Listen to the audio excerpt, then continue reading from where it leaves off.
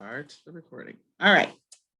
Welcome to the eCom Sellers Mastery Bundles Training. My name is Nicole Whitlock, and I am your trainer.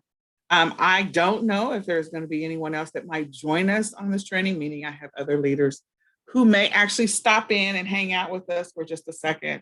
But this is class 1 in an 8-part series, and I am so glad that you are here. Let's get started.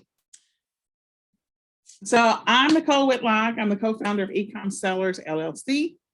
I started selling in 2014, but technically that's not true. I actually started selling in 2008. I was doing offline selling. I really didn't consider garage sales, online garage sales to be online selling, but technically I guess it is. But I ran my own candy vending business, which was extremely lucrative, and I'm planning on starting it again this year. But vending machines, definitely lucrative.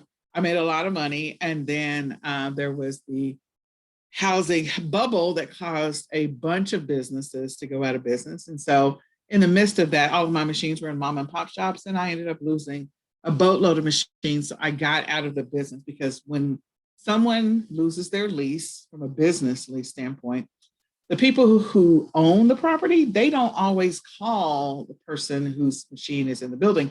They just assume that the person that was leasing it is responsible for that machine.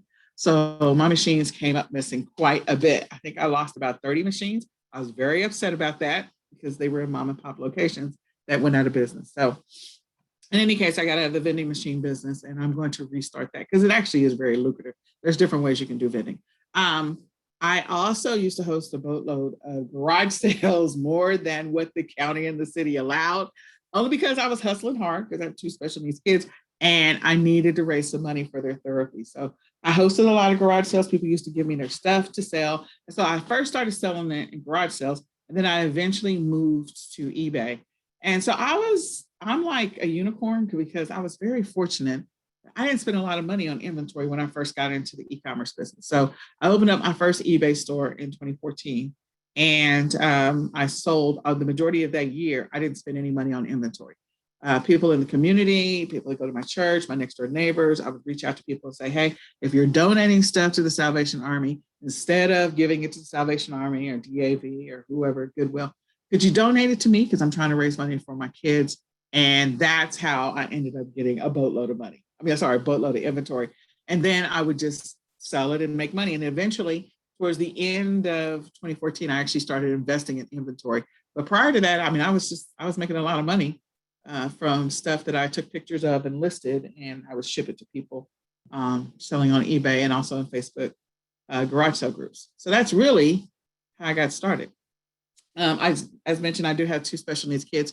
So just as a heads up, not that I'm trying to have them interrupt us, but because my son is autistic, my other son has Asperger's, he's trying to manage him. I don't have a helper today. So hopefully next Saturday, my helper will be here and we won't have any interruptions. So no guarantees that today that we might not have some visits from my son, who may come in here and ask me random questions over and over again, because he's autistic.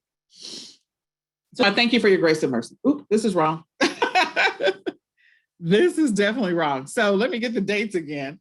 Hold on. Something happened with the slides. Yeah, something happened with the slides. So the dates for our adventure, let me fix that. The dates for our adventure are, it's like November the 10th through I don't know what happened with the slides. So here we go. Here's our sessions. Dun, dun, dun, dun. These are our dates. Let me go fix that. Sorry about that. I don't know how I missed that. Thanks.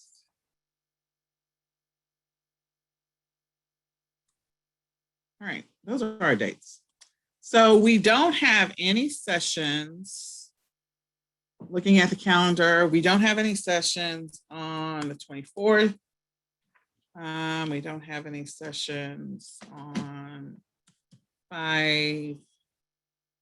15. We don't have any sessions on,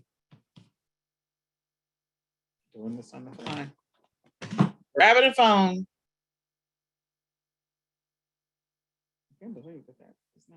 But anyway, we'll work it out. Let me get the date. Okay, 5/29, which is Memorial Day weekend. Then we don't have any sessions on 6/19. Outside of that, we're meeting. So they will be at 10 o'clock Central Standard Time. This will be the time. And again, they are on the Zoom link. So if you don't have the Zoom link, I don't message the Zoom link. When people ask me for the link, I don't message it. So I will just send an email to the email address that paid for the training. And only those people who paid for the training should actually be on the training. The other thing is that, all the Zoom sessions are recorded. So we're recording right now. So my little snafu for those who come back and watch the replay. Sorry about that. You'll be able to see that in that. You'll be able to see all of it in that session. Hold on just one second. I gotta escape out of here. This is wrapping. Sorry, I'm a semi-perfectionist. Clearly I didn't do well today. All right, I couldn't figure out why I couldn't see that bottom line. Here we go. So the sessions are recorded. The recording goes up within 48 hours after the training. So since I don't have anything else going on today, it will be downloaded in its raw form. At some later point, we'll edit them, slap an intro and outro on them, maybe clean them up. But outside of that, they're just going to be uploaded in their raw form. So whatever was discussed at the time, whatever questions I answered on the fly, they'll actually be in the recordings. We're going to give you some assignments, some things you're going to do. So you'll see some activities throughout this session. So definitely, do those activities because it's going to help you build the foundation to be able to start the process of building funnels. Sometimes you're going to get emails from us. They may contain instructions, videos, templates, or we'll upload them to the membership site, one or the other. So it will come from eCom Sellers Mastery at gmail.com. So just be prepared for that.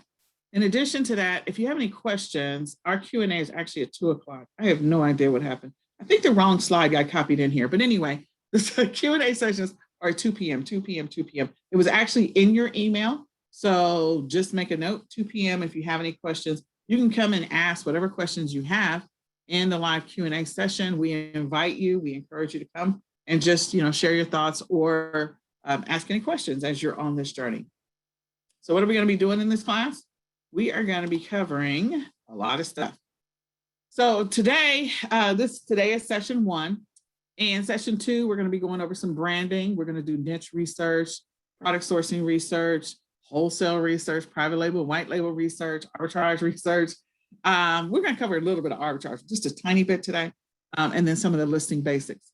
And in addition to that, in session 3, we're going to go through a listing checklist, all of the key components of creating a good listing, what should be in it, what do you have? And so then that way we can begin the process. In session 3 is when we're going to create our first listing together.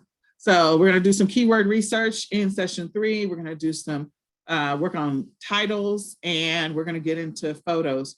I think photos is like the unsung hero of listings, because if you don't know, the statistics around the number of people who buy things on a mobile device, and remember, mobile devices are like Kindles, their iPads, they're their cell phone, mobile phone. There's some, like, I won't say, I guess the Surface Pad or whatever. They're not technically considered like a laptop is not, but there are pads, notepads that look like laptops, but they're really mobile devices. So a lot of people buy things from mobile devices. So you want to make sure that your photos are mobile ready, and you want to make sure they're good, they're crisp, they're clean. We're going to look at some examples of bundles today so that we can get that idea, that concept, and we're going to keep harping on that, because where people sometimes lose it is in their keyword research and also in their photos. Like, they just don't do a good job with those two combined. How to edit photos, and then we're going to create our first listing on Amazon. So here's the deal. You're going to see me throughout this training reference Amazon a lot, not because I want to create listings on Amazon. I don't care what platform you create listings on. We are going to create a listing on Amazon, but The reason that I reference Amazon a lot is because of the fact that there is a lot of great data, that comes from Amazon. A boatload of free information that comes from Amazon. They've already told you what's selling, what's moving well because of the sales rank of products. They've already told you, they've given you the breakdown of the categories. So you can go and see, which products are moving.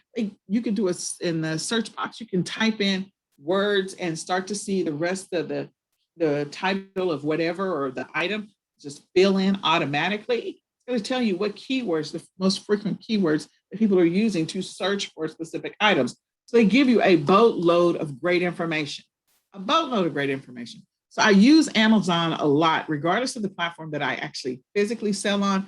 I use Amazon as my free source of information. Now you can use other tools if you want to. I just love using the free stuff because it just helps me. And then my secondary sources are eBay and Walmart, only because, again, in their search boxes, you can begin the process of typing, and the rest of it will autofill. And we'll see that on this journey. So that doesn't mean that I recommend people create bundles on Amazon. You can create bundles on Amazon, and we're going to talk about what you need to do to create bundles on Amazon. But I need you to know that Amazon gives you, as a seller, a boatload of free information that you can use to help you create more effective bundles. In session 3, we're going to create a listing on Walmart. If you're not selling on Walmart, that's fine. At some point in your life, at some later point in your life, you decide to sell on Walmart, go ahead. I will tell you, I feel like Walmart is an unsung hero because of the fact that people aren't creating a boatload of bundles over there on Walmart. And that is an opportunity.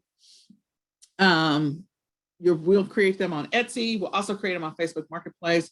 Facebook Marketplace is a great platform to sell on because the fees are just ridiculously low. I'm just telling you. And then we'll also create one on eBay. So we're going to create listings on 5 different platforms. I'm going to create the listings, and then I'm going to give you guys a link so you can schedule your session so that once we've gone through session 3 and 4, we can sit down and look at your listings, like your real listing. I don't know what platform you're selling on. Maybe you're doing Shopify. I have no idea. But for me, it's irrelevant. I'm looking for some key components about the listing that's going to help it get some traction. And so the research that you did to determine if you thought this was a good bundle or not. That's what I'm looking for. And then in session 5, we're going to do a recap of everything from session 1 through 4. And we're going to talk about your numbers, talk about good pricing strategies for your bundles, put together some targets, what kind of profits you want to make based on how much are you into the listing for. Like you'll hear me say, I'm into this listing for this much, so I'm going to sell it for this much. Like, how much did you put into it? How much did you spend on each individual piece? Did you break them down? Did you already buy a multi-pack and break that down? How much did you spend? Then the next thing we're going to talk about is listing optimization. In session 6, we're going to go through some sourcing strategies, reverse sourcing strategies. We're going to talk about using Keepa to help you do some research. So again, if you have a product and you're trying to figure out, okay, should I create a bundle around it? Maybe you have a product that has an amazing sales rank, and there are some products that complement that product. That might be helpful. That might be extremely helpful to know, like, okay, this product sells blah, blah, blah. If I bundle it together with this other thing, what is that going to do for me? Hot niches, we're going to talk about hot niches. We're going to talk about additional selling strategies, and we're going to talk about how to handle customer service and returns. In session 7, we're going to talk about branding and trademark. Important if you're going to be doing white label or private label, very important. And also important if you're actually going to do some things with brand registry on Amazon. Again, Walmart, eBay, they don't require all this extra stuff. Will they in the future? They might. You just need to be prepared for it. So again, we're going to talk about that. I think somewhere along the line, we're talking about some branding basics, but anyway, I don't know where that is in here. And then we're going to talk about diversifying and selling on more platforms. So if we weren't already selling on other platforms, like we're going to go do 5 listings, like, okay, we're going to talk about some more platforms. There are other platforms where you can get a little bit more traffic or traction to your listings. We're going to talk about those using social signals, doing promotions, ad campaigns, and marketing. And we're going to do a recap of the last few weeks. So it's a lot of stuff that we're going to be covering. In the last session, we're going to talk about order fulfillment tips. So if you're working with the prep center, if you're doing virtual bundles and you're trying to make sure that the items get delivered, some strategies around that. We'll talk about hiring a virtual assistant to help you with some of this. Virtual assistants can be such an amazing blessing to your business because they can do some product research on keywords, they can do research on suppliers, they can create and edit your images for you. Like, I love virtual assistants. We have 3 for eCom sellers and 1 for my business. Outsourcing to a prep center to do some stuff, subscription boxes, scaling your business, and we're going to talk about some recommended tools if you want to invest money in buying tools. So this is what we're doing. This is all things bundles. I hope this changes your business. And if it does, we are going to ask that you guys give us a testimonial about what you learned in this class. I hope you get a lot of great information. All right, so today, we're going to talk about mindset. That's the first thing. We're going to talk about building a schedule, and we're going to talk bundles overview and multi-pack overview and bundles listing overview. And that's going to take a lot of time. And then we're going to talk about some basics of sourcing from a wholesale white label, just some sourcing information. We're going to talk about keyword research overview, high level, not getting into the weeds on any of these. So the stuff that's going to take the most time is probably going to be building a schedule, bundles overview, multi-pack, and yeah, all of that. So here we go. If you have a notepad and a pen, start making some notes. Before we get too far into this journey, I just want to say, I feel like we should always have a goal. What is the goal or the purpose that we're trying to get to? Like, I don't know how much money you're making in your e-commerce business. If you're currently making $2,000 a month, or if your goal is to get to $2,000 a month, or if your goal is to get to $4,000 a month, or in profit, not sales, profit. If your goal is to get to $6,000 a month, like, have you looked into your numbers? Have you reverse engineered it? And then from a bundle strategy, like, I want to say for this class, everyone in this class should have a bundles goal. If you're going to take a bundles class, put what you learn into action. So the bundles goal for this class is that everyone creates at least 1 bundle a month for 12 months. What you'll probably find is that you'll actually end up having some highly profitable bundles that are that will make you a lot of money. And when I say make you a lot of money, like, the profit margins on bundles are always higher. They're higher. And don't exclude the opportunity to sell in other countries, like selling bundles in Canada or the UK or Australia or Singapore, India. Like, there are some opportunities to be able to sell bundles in other countries as well. So don't overlook those opportunities, but 1 bundle a month. And let's say that bundle is extremely profitable. Maybe that bundle maybe gives you, let's say, I don't know how many sales a day, but we get to a place where maybe you're making $24 a day in profit in sales just on that 1 bundle. So that gets you to $2,000 a month, $2,000 over 90 days in profit. But if you're trying to get to $2,000 a month, that's $72 a day in profit. So I feel strongly that everybody on this class, after taking this class, should be able to get to that. Now, there's no guarantees, not making any promises. I'm just saying, if you do the research, you do the work, and you actually commit to the process, you should be able to get there. Am I going to guarantee it? Absolutely not. Because I have created a boatload of bundles that have not made me a boatload of money. But I have found bundles where I did make a boatload of money. So all of my bundles, I probably have a 50-50 margin, where some of them I was like, oh, this is going to be amazing. It could have been something was off with the titles, the keywords, the pictures, or it could have been timing.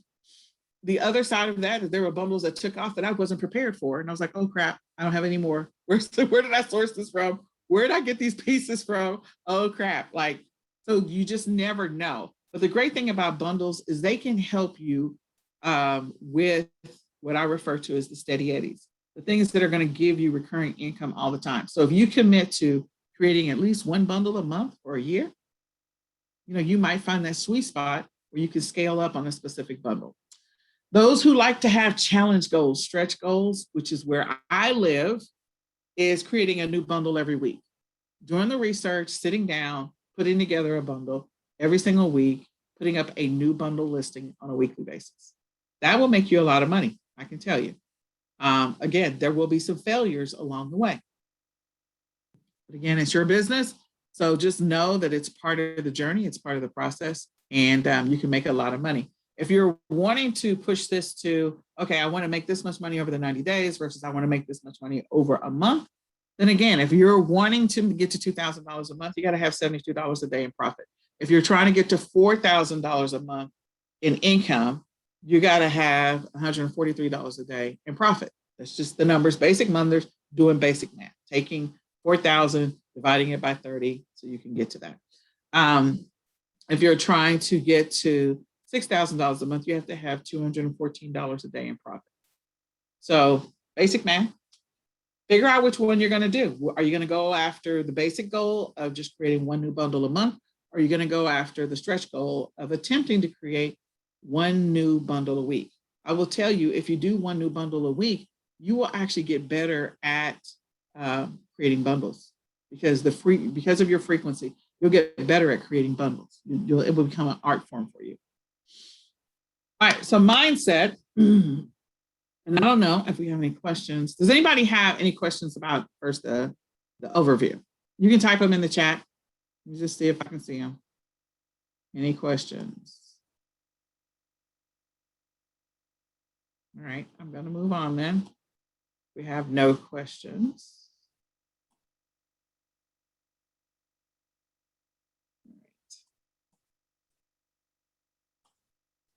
Okay, mindset, extremely important as you're on this journey. The thing that the biggest piece of this is I need you to know that this is your business.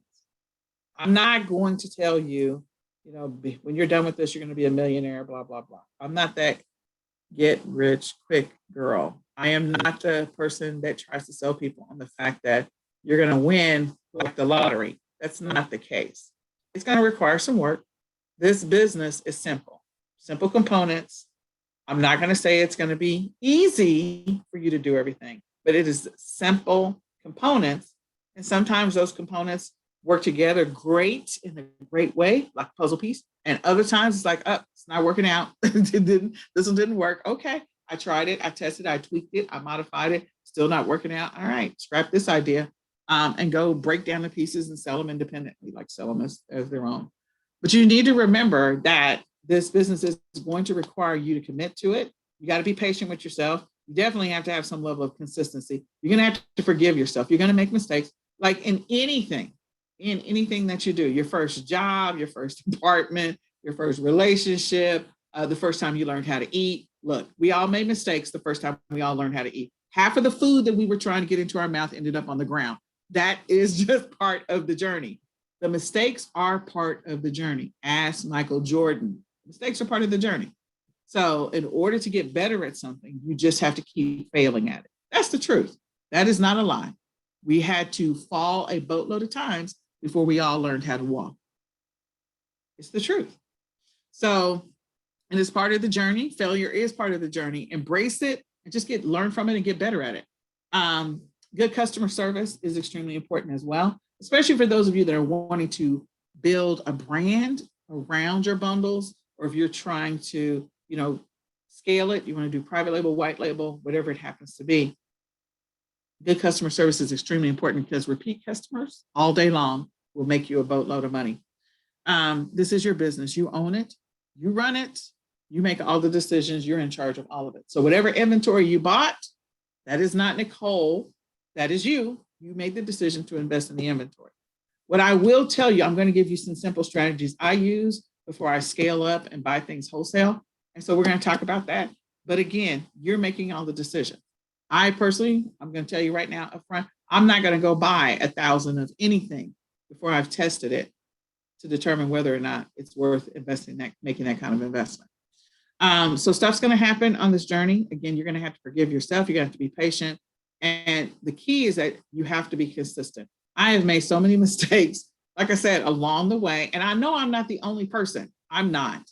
There are times when things are going along swimmingly and it's great. And then there are other times when you're caught off guard. Like I said, I created some bundles that sold out within hours. And I was so mad at myself because I didn't think that they were going to sell like that. I was just throwing up some stuff to test it and they sold. And then I couldn't find the other pieces to recreate it. So I was like, oh man, how much money did I just lose? So Again, forgive yourself, be patient, be persistent, and you have to persevere, and you're going to have to learn to pivot. I know we use pivot a whole lot in 2020. I feel like that was the word that we just need to all throw in the trash because it was overused, but it is so true because we do have to adjust or pivot. You may have a bundle that is right on the verge of becoming something great, and you just need to replace one piece or add one extra thing or change the color. Like, you never know what that one thing is, or add one additional keyword. You just never know what that one thing is going to be. But you're going to have to be patient along the way to try and tweak the process. So I want you to know that people are still buying online like crazy. They are still buying online. And I think, the pandemic is here to stay. We already know that. Eventually, everyone's going to be lifting a boatload of limitations and restrictions. But the one thing I think is going to continue to happen is people are going to continue to buy online. Statistically speaking, like a significant number of people have embraced the convenience of ordering online, buying online. So buying things online, whether it be Amazon, Walmart, whatever platform you're selling on, is going to continue. Your goal is to stand out from everyone else. So as part of this workshop first activity, I just want you guys to write down, what are the 3 reasons why you took this workshop? Like, for yourself as a reference point, if you're a person that does affirmations, if you have a vision board, if you have notes on your computer that when you first start every single morning, you go over, why am I doing this? Because I will tell you, sometimes it will become frustrating and sometimes it will just be amazing for you. I learned that my niche, the thing that I love to do is I love to create bundles just before the holidays. So you'll always find me creating bundles for a holiday that is upcoming. If Easter's coming, I'm going to create bundles for that, or an event, holiday or event. So, graduations are getting ready to happen. I'll create some bundles around graduation. Summer is coming. So summer activities, I'll create bundles around that. Back to school, I'll create bundles around that. So I create bundles going into whatever it is that's about to happen. Bundles or multi-packs. So Halloween, I'll create a lot of candy multi-packs. When I go into Thanksgiving, I'll create some Thanksgiving bundles. Christmas, I'll create Christmas bundles. So I'm always going into a holiday. That is one of the strategies and techniques that I love. There are other people who love to create bundles that have nothing to do with seasonal or holiday. And that's fine too. I love seasonal and holiday because I can always get the stuff on clearance after the holiday is over, which means my margins are ridiculous. I can get better than wholesale. So that's one of my strategies. But my why that I do bundles is because one of the reasons why is because the profit margins are insane. The other reasons why is that I typically can find inventory below wholesale. And the other reason why is I love being creative. I love being creative. My biggest reason why is my kids. Because, you have to keep the lights on and keep water coming out of your faucet. So what is your why? What motivates you? Why are you doing this? What excites you? What made you decide to even get into e-commerce in the first place? And the biggest question that nobody ever likes to answer and nobody ever asks is, what's going to happen to your life or your situation if you fail at doing bundles or fail at doing e-commerce? Is your life going to drastically change? Is this I have to make money at this? Or is this I'd really like to make money at this kind of situation?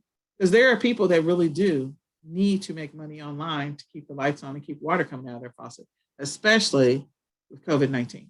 So I just want you to take 1 minute, take a screenshot, write down your whys. Why do you do this? What is the reason why? Why did you take this class? What's your big interest? Setting a timer.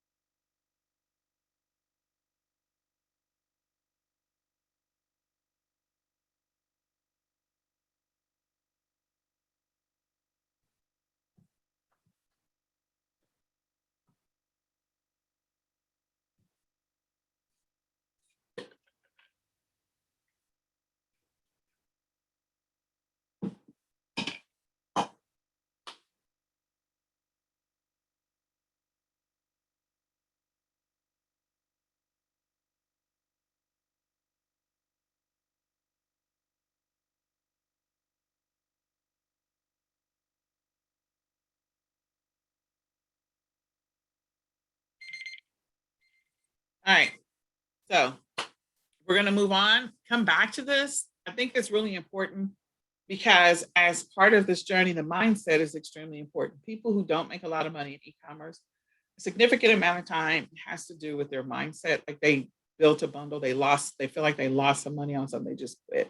So, that's the story of a lot of people when it comes to, I don't know, quitting smoking or losing weight, which I'll have to raise my hand on the losing weight. Like I don't give up, but I'll be like, okay, we'll start again on Monday. But the point is that you have to decide that this is what you want and that your why has to be strong enough. Otherwise, your excuses will cause you to quit. The doubt in your head is going to immediately stop you from making any progress on your goal. And that's not the objective here. The objective is to actually find profitable products, put together some profitable products and test them out and then scale it up. So we're going to talk about schedules. The second reason that I feel like people don't continue doing e-commerce is they haven't figured out how to make it work in their life. Maybe their life is much like mine. I will tell you, I was in a living hell for the last 12 months because of the fact that my kids were home the whole time. They were home from March. They went on spring break and never went back. I was like, oh my God, I'm dying.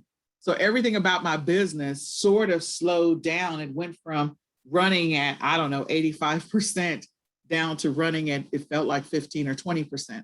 Like everything that I did just slowed down drastically. My ability to get anything done was shot to heck because my kids were home. And somehow in the middle of this journey, I figured out I had little pockets where I actually made some traction. And then I would get set back again and I'd make some traction, I'd get set back again. So I have the same challenges that all of you have when it comes to your business. I would have to implement new stuff in order to gain some traction. And that's just part of life. So being a single mom, a lot of single moms struggle with balancing your kids with your business and trying to figure out that sweet spot on when you can get things done. I figured out aspects of it, but again, when you have a child who's autistic, his sleep patterns are off. So it's like, what? I'm trying to work. You're supposed to be asleep. Oh my God. It's like having a big 3 or 4-year-old who is always awake and on. So what I do on a regular basis, and when I did, was build a schedule. And so no matter what, whenever there would be grenades thrown into my day, I would literally go back to the schedule. So if I had plans or intentions to get a certain thing done, if I didn't get that thing done in the window that I had assigned to that time, I'd be like, okay, forgive yourself and move on.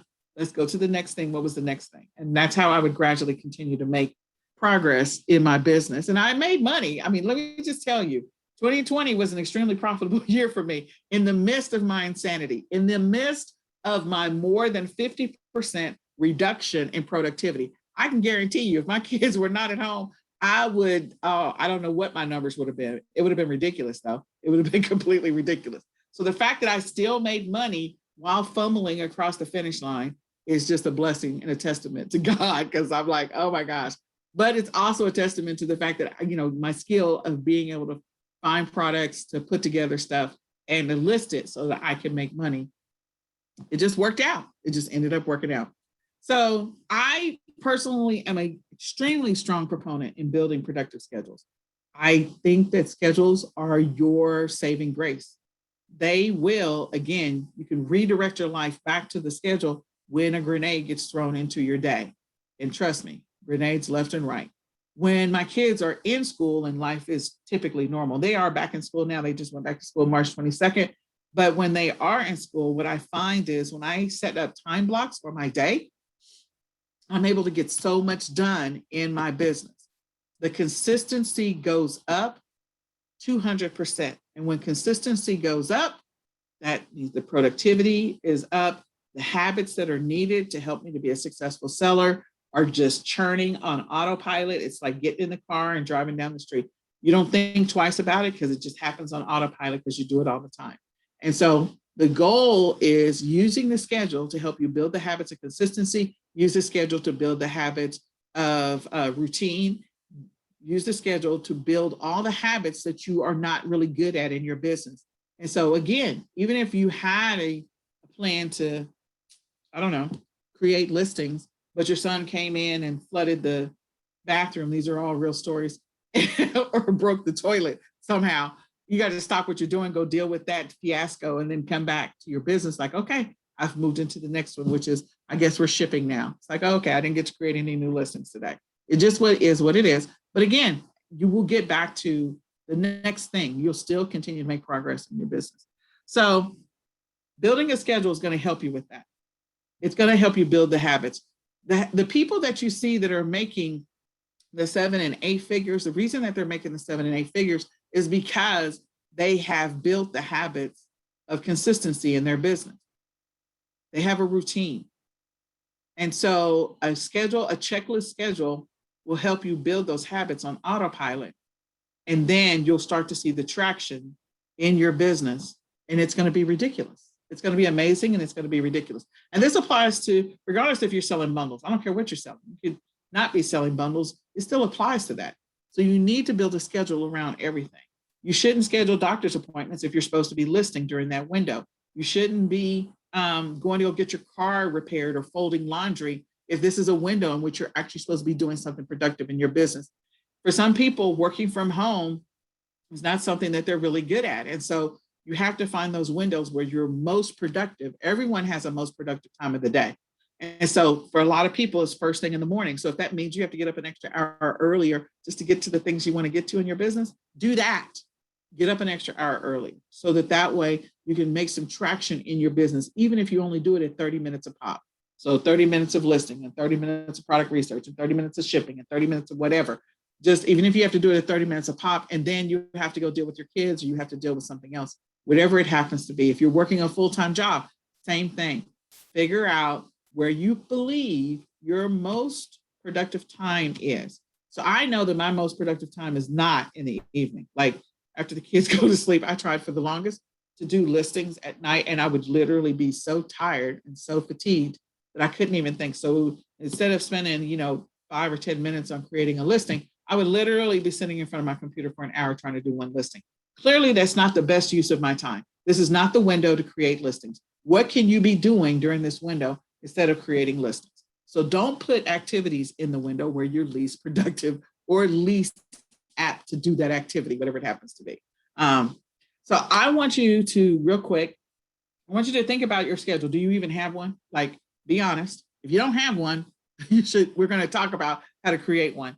I want you to think about all the things that are stopping you from being consistent and being productive in your business. Is it that you don't have a routine? Is it that you got kids like I do? Is it that you're working a full-time job? What's stopping you? What's in your way? And what are your distractions? If you're committed to watching, I don't even know what the shows are these days. The only thing I know about is what's on Netflix. So whatever's on TV these days, I don't know. My son wanted to watch The Masked Singer. So maybe you're committed to, I want to watch The Masked Singer whenever it comes on.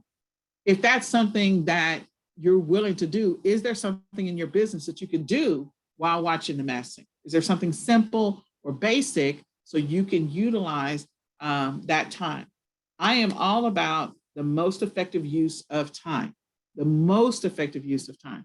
Wasted time sitting on the couch and just vegging out. Every once in a gray shaded, purple polka dotted moon, we need to sit back and we need to just veg out. But the majority of the time, if we want to make progress in our business, especially with COVID and people unexpectedly leaving us, time is precious. So the goal is not to waste it. The goal is to optimize it, not to be stressed out about it, but to optimize it and figure out how to make these things work in your life together.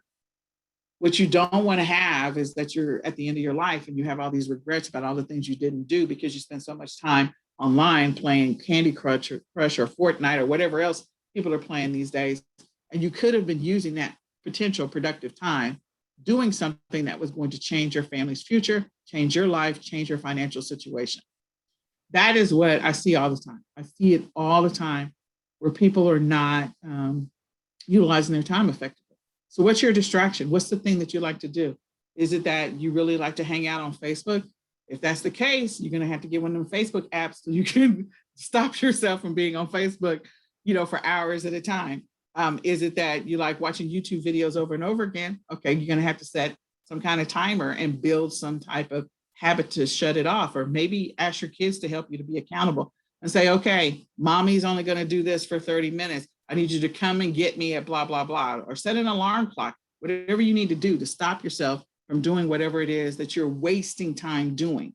Because again, 2020 was a reality check for everyone around how short and precious time in life is. So, what's your distraction?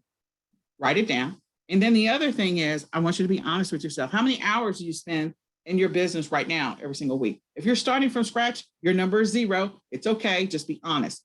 But you could write down next to that zero what you're hoping to be able to spend. And we're going to build a schedule around that.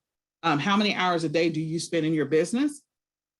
And what is your most productive time of day? I know my most productive time of the day is in the morning, without a shadow of a doubt. So when my son gets up and he is awake with me, I'm like, what are the 20 things I need to do before he gets up, or the 20 things that I need to do so that he can, what, Nicholas? Okay, Nicholas. What are the, and then Nick, I told you he was going to come in here. So what are the 20 things that I need to do to keep him busy the first 2 hours or 3 hours of the morning if he's home with me? What are the things that you can put in place so that you can get that time to focus 100% on your business? Because there's nothing like working in your business and having a boatload of interruptions. I refer to them as pattern interrupts. So when I'm going to use the example of driving to go see grandma out of town. So I'm going out of state. I'm going to Kansas because that's where grandma lives. So I'm leaving from Texas to go to Kansas. If there's a boatload of stop lights and stop signs on the highway on the way to grandma's, how long is it going to take me to get to grandma's house? If it's typically, when it's highway and there's no stop lights and stop signs, it typically takes me 5 hours to get there. How long do you think it's going to take me to get the same thing, to finish the same task, if I have 50 stoplights and 50 stop signs? It's probably going to be double the time. All of those stoplights and all of those stop signs are pattern interrupts. The kid comes in and he's, I don't know, stuck peas in his nose or stuck something in his ear. They're writing on the wall. They've overflowed the toilet. They broke the refrigerator. Like, oh my God, what do you? Yeah, my kids kind of sound destructive. Or something else has happened. There's an emergency, or something's happened down the street, or the tornado sirens went off. These are all pattern interrupts. Whatever you were focused on at that moment, you have to switch off what you're thinking about to focus on what is happening right now. So that means to go back to that same task, you have to like reboot your engine and restart the thought all over again. It's like taking off in the car after stopping. You're like a slow progression to get back to where you were, and you never make up that ground again with pattern interrupts. So do what you can to put things in place to deal with those. That's the reason why I ask you, what are your distractions? Because those distractions are pattern interrupts when you need to be focusing on a thing for a set amount of time. I believe strongly in time blocks. And so we're going to talk about that. So step of these two activities: what's stopping you? What's in your way? What are your distractions? How many hours a week do you work in your business? How many hours a day are you working in your business? Be honest with yourself, like be realistic and be honest. You can write down what you hope to in the future. But right now, you probably don't have some of this stuff in place. And then what is the most productive time of day? You may not know the answer to that.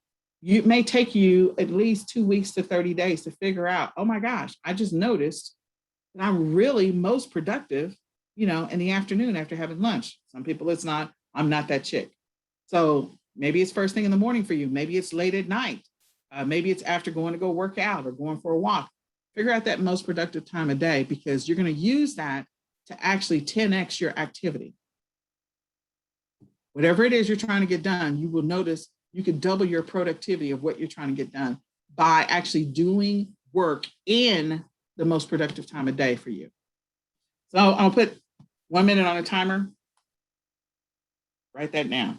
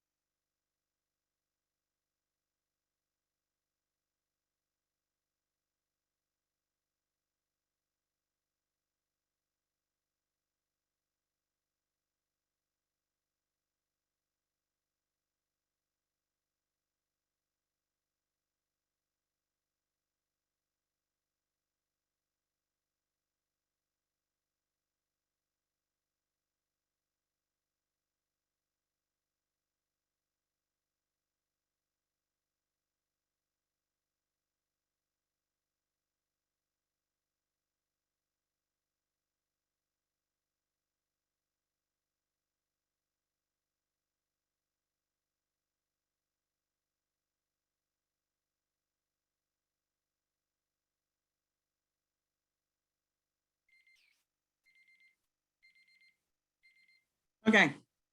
So once you write those down, come back. I really want you to think about that because that's going to help you figure out how to be most productive in your business or to increase the productivity or the amount of work that you get done. Once you're able to do that, you'll be like, oh, I'm in a groove now. This is good. So we're going to talk about some other time management tools that I use. So one of the things that I use all the time is I actually set alarms on my phone. When we're getting ready to talk about time blocks, I have a time block for when I list. I have a time block for when I create. So when I create listings, I have a time block for when I do product research. I have a time block if I'm doing shipments, when I'm doing shipping.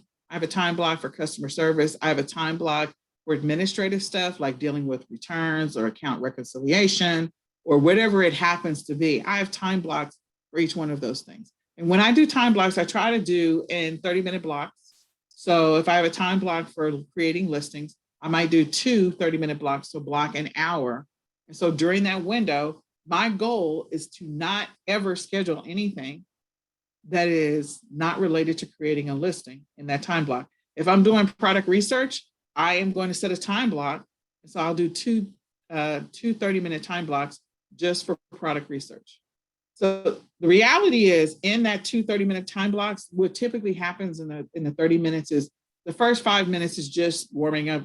In reality, this is what's happening. They've proven it scientifically. Like the first 5 minutes, you're just really getting into the groove and getting stuff out and getting prepared. And then the next 20 minutes, you're more than likely extremely productive. You may be extremely productive all the way up to the 25 minutes.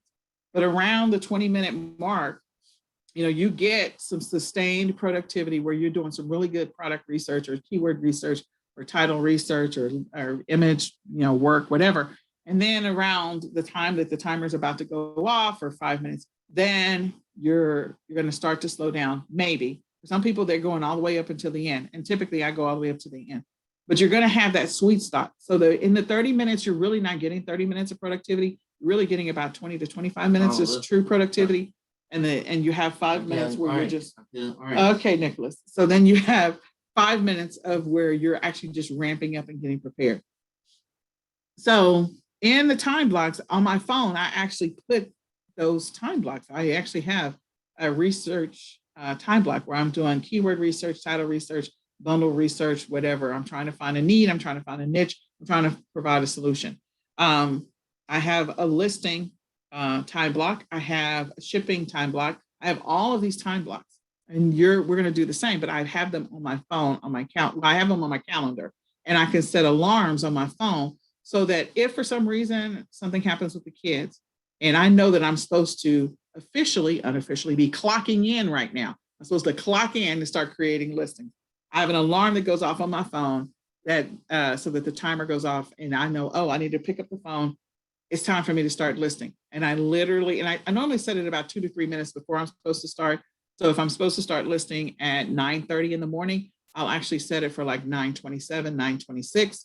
And so at 9:26, whatever I'm doing, wrap it up in 4 minutes because you need to sit down and start listing. That is how I run everything. I have so many alarms on my phone. They'll go off throughout all kinds of, I have an alarm that went off for this training session. So that way, if I'm in the middle of doing something, tracking down a child, trying to help him in the bathroom, whatever it happens to be, I know, oh, something's about to start. I need to get ready to do something. Something's about to happen. And you can actually, there's a space on your phone, on your timer your alarm that's on your phone, where you can actually write down what is the activity. So on the actual activity, you can say what it is. The other thing I use is, of course, my Google Calendar. Love Google Calendar. We're going to look at a Google Calendar here in a second. I have little kitchen timers. You can get a kitchen timer from the Dollar Tree for $1. I always love those. And one of the hacks that I've used forever since 2014 is I actually use YouTube videos that run for a long time. I'll put together a playlist of songs because I find that I'm most productive when I'm doing monotonous work, things that I just do over and over again without thinking about it. So I can just sing and listen to music or whatever, and it just kind of keeps my pace and my speed really high because of the fact that I'm happy and I'm in a good mood. So I will play Pharrell's song Happy. If I want to list for 1 hour, I will go to YouTube. I'm not watching the video. I'm just playing it in the background, either on my phone or on my computer. And if this is my window to list, I will literally just click on the link. It plays in the background, and it will play the same song over and over and over and over and over again for 1 hour. And then when it's done, I'm done. Plays the song happy, and I'm done. Same thing with a playlist. I have a separate playlist for listing. I have a playlist for shipping, so I can play music while I'm putting together shipments to go out to customers. I have a playlist for different things. I don't necessarily do a playlist when I'm doing product research. So I might go to YouTube and I might do one of those focus and concentration videos. And they have an hour-long focus and concentration, a 2-hour and a 3-hour. So I will listen to those if that's during the window in which I am supposed to be doing product research. What that does is there's something about the brain waves and listening to that type of music that keeps me focused. Plus, it also keeps me on schedule.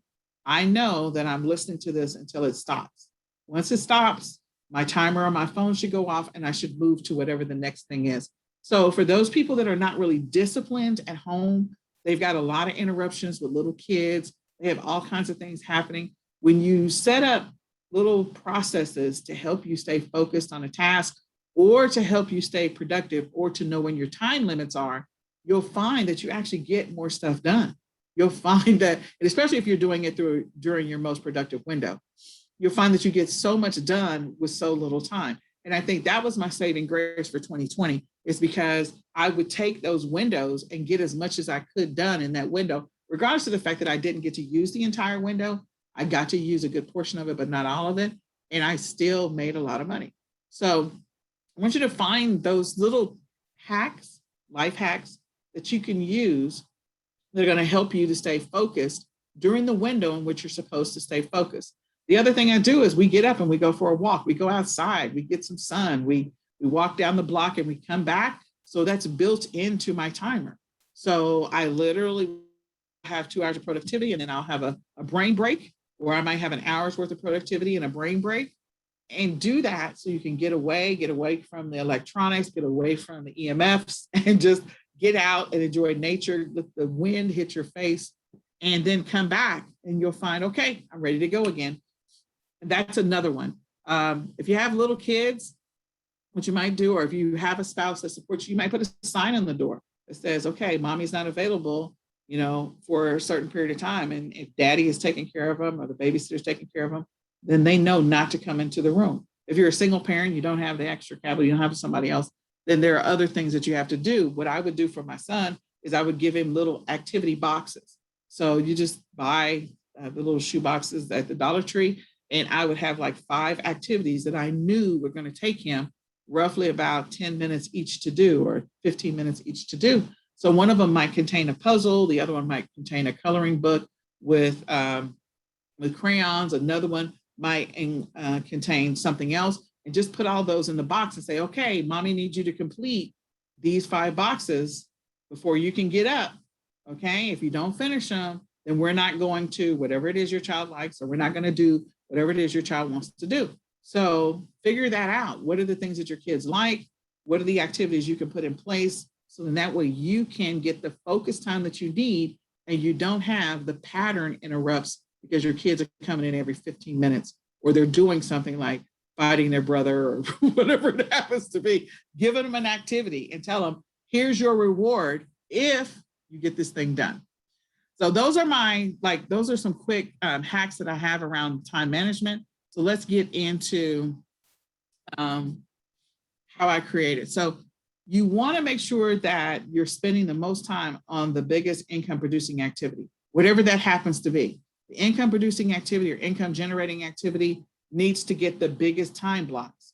Listing is going to make you the most money because people can't buy what they can't find. They cannot buy what they can't find. It's not listed anywhere. They're not going to buy. If it's sitting somewhere in your garage, in your whatever, and it's not listed, there's no way you're going to make money on it. It's just it's just an artifact in your house. It's whatever it is. Okay. It's not a real thing for sale. It's just an extra piece of clutter in your house. So the income producing activities are going to be your shipping, because, that way you get to keep the money. Listing, because people can't buy what they cannot find. Dealing with customer service can be an income producing activity because of the fact that somebody might have a basic question. Maybe they have a clarification question on the dimensions on something, or maybe they have a clarifying question on whether or not something is tiny enough that a child can swallow it. Like, these are the things that people may or may not reach out to you about. You answer the question, they may buy your product. Learning is not an income producing activity. Applying what you learned can make you money, but learning is not an income producing activity. So you shouldn't have 10 hours a week allotted to learning something new. Product research and product and sourcing. Technically, product research doesn't make you any money until you do something with it. It doesn't. You can do all the research in the world on all the keywords, and then you just sit and you leave it and you don't do anything with it. It's just going to grow cobwebs and it's not going to make you any money. So product research is a vital part of your business, and it's extremely important, and it should get an adequate amount of time attached to it. But if you do not take action on the research, it's not going to make you any money. It doesn't. So the goal is the product research is going to have the potential to make you money. And then when you list the item, you buy it, you acquire the inventory, take the pictures, whatever it happens to be, and list the item, that's when you're going to make the money. So what I want you guys to do, I want you to actually think about all the activities that are involved in your business, whether you're doing bundles or not, and actually put together a real schedule that includes real time blocks so that you can actually have something that's going to help you to stay productive. You should build for your next class, when you come back, like build a schedule that you think will be doable and work for the next week. And then build a schedule that you think will potentially be doable and work for the next 90 days. I'm obsessed with schedules. And so I actually have already built the schedule into the summer. I know what the kids are going to be doing. I know who's going to be working with them. I've already hired the person that's going to be working with them. So I already have the summer schedule already built. So that helps me determine how productive I'm going to be in my e-commerce business and how productive I'm going to be in e-com sellers. How much can I get done? So I'm going to show you how I build schedules. So I'm going to delete this one. Completely delete it.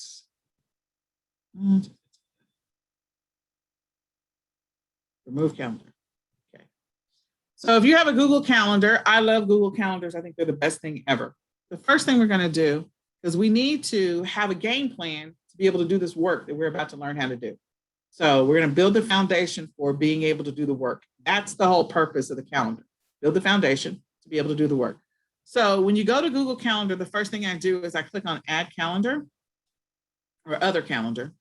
And once I click on Other Calendar at the bottom, I click on Create Calendar. You can call the calendar whatever you want. You can call it eCom Productivity. I don't care what you call it. But pick a name that you're going to call it. Put your time zone. You can put some notes in here if you want, but put your time zone and then click on Create Calendar. Once you click on Create Calendar, it's going to pop up. It says, oh, it's been successfully created. Do you want to configure it? Yeah. So I'm going to click on Configure. And then once I click on Configure, if there was anything else I wanted to add, if there was anyone else I wanted to add to it. So maybe you have a spouse and you need your husband to know these are the times in which I'm working in my business. Maybe that's been a contention between you and your spouse. They never really knew when you were working in your business because you were working your business randomly. And so if you say, okay, every single day or on Monday, Wednesday, Friday, I'm working in my business from 9 to 1. On Tuesday and Thursdays, I'm working on my business from 6 to 9. Like, have a schedule so that way it's not random. They know when your schedule is, when you're working in your business. So add that person. You can scroll down and click on Add a Person, put in their name, and go from there. You can add them to the calendar. You can set it up so that they can view the calendar and not edit it. So I'm going to go and put my name. I'm going to put school because that's my kid's school thing. So you can say that this person, they can view the calendar, so they can see the events, they can make changes, or they can help manage it. You can decide. They don't have to be able to edit it. They just can be able to view it. So that way, maybe they don't schedule that dinner or do that movie night or don't plan to leave whatever and go do whatever. They know when you're supposed to be working in your business. And so, because the frustration I know that a lot of people that I coach have is that people think that because they're sitting in front of a computer, they're not really working. They're not working. you're not working anyway. So I just thought I'd come in here and ask you this question. Well, you're not working anyway. So I thought I would tell you I'm going to go do a load of laundry. And I just want to make sure that this is okay. Like all of the little interruptions, because they don't think you're working because you're sitting in front of a computer, or they don't think you do anything.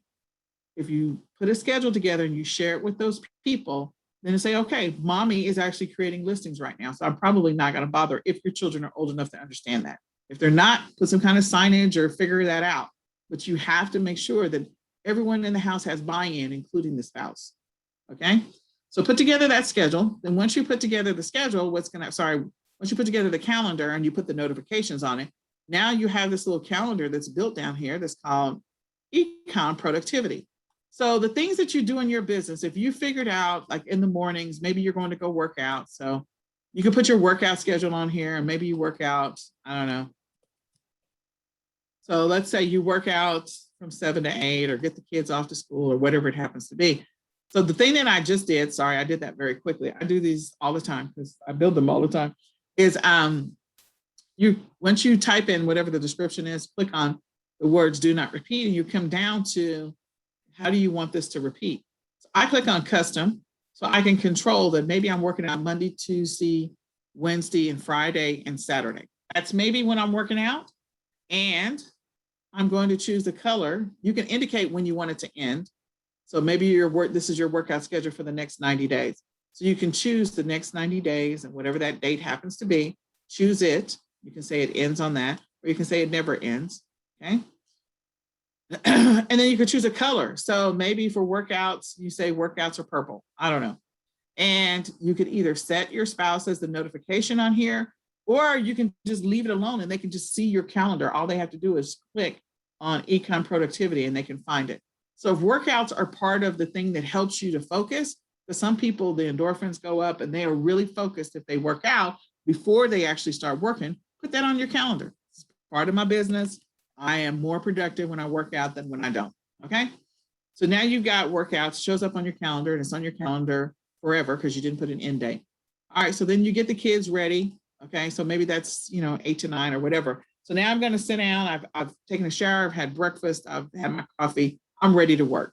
So you've decided maybe that you're gonna create listings, but before you create listings, we know you gotta do product research, you gotta do keyword research, you gotta do all this other stuff. So I am going to say that there's a window in which you're going to do research, okay? And let's say it's an hour long and you're gonna do research 3 times a week. Or maybe you're doing research, 4 times a week, I don't know. You're gonna pick a color for it. So research will make it blue. And I'm gonna click on the words do not repeat, come down to custom.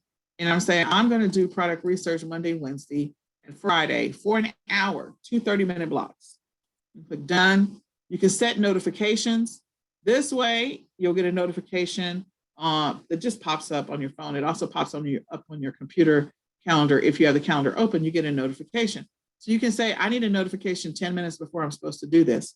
And then the third thing that I do, because I am so anal retentive, sorry, I will literally go to my phone and actually put a timer and set it up on my phone as an alarm clock for 8:57. And I will say the words research in caps, and I will set it to pop up or to the alarm to go off Monday, Wednesday, Friday. Again, if you're a parent and you're dealing with kids, you never know if you're helping somebody put socks on or you're trying to get them to find their I don't know, their book report paperwork. Like, oh my gosh, why didn't you have that done? So you're going to be interrupted. The alarm clock is just there to say, the alarm's going off.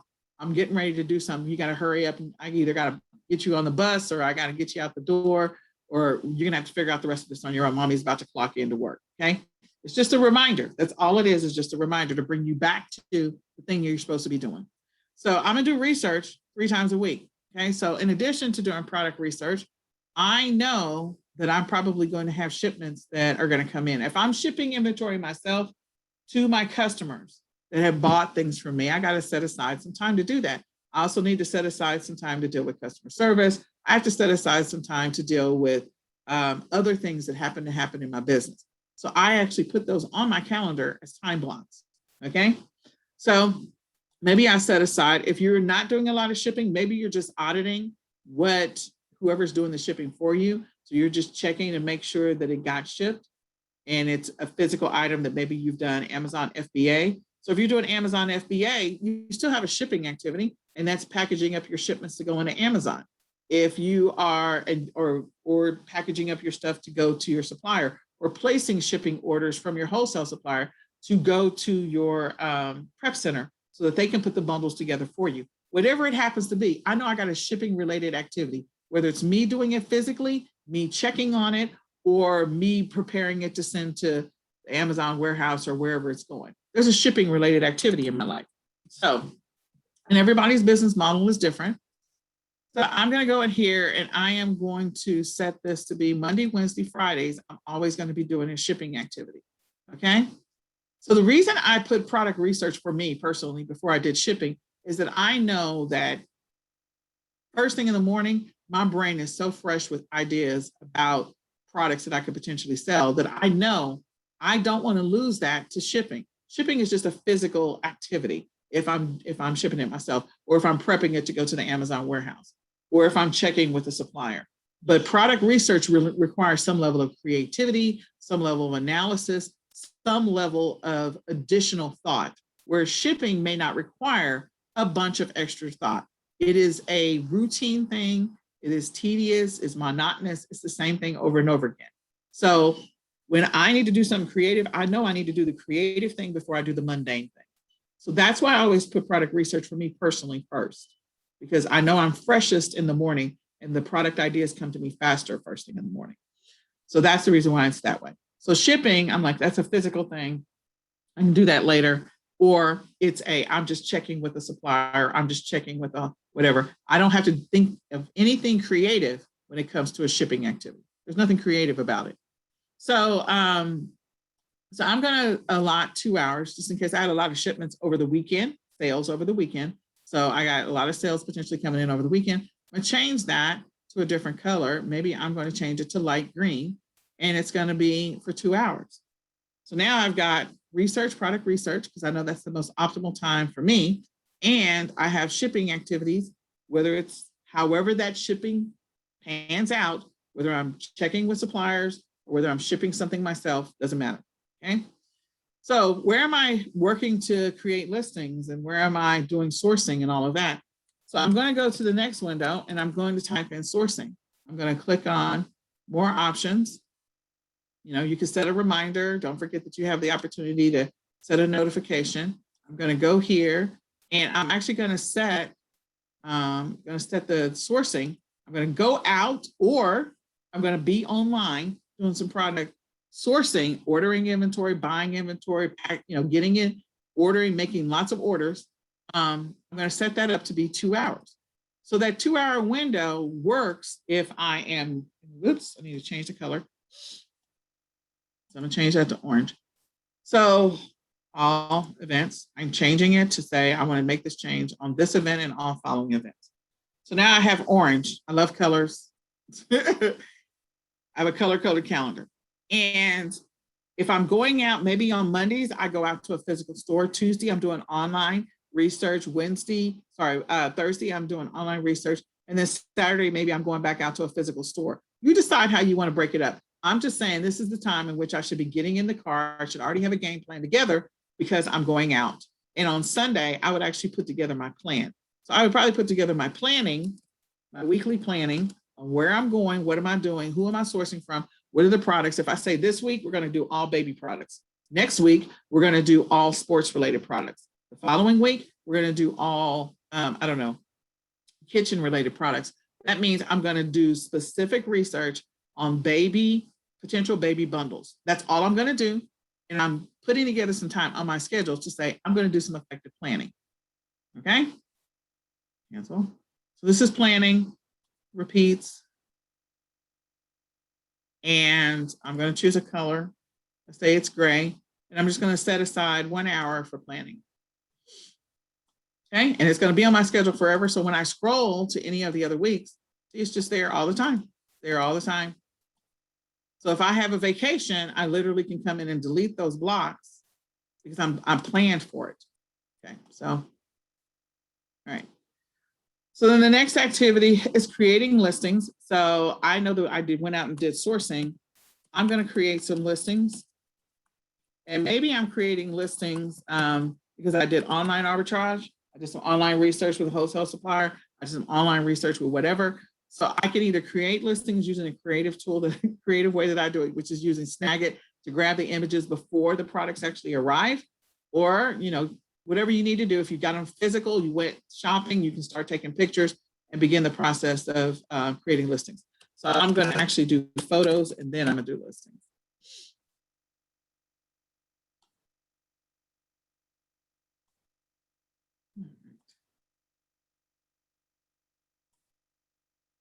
And let's just make it this color and it's going to repeat.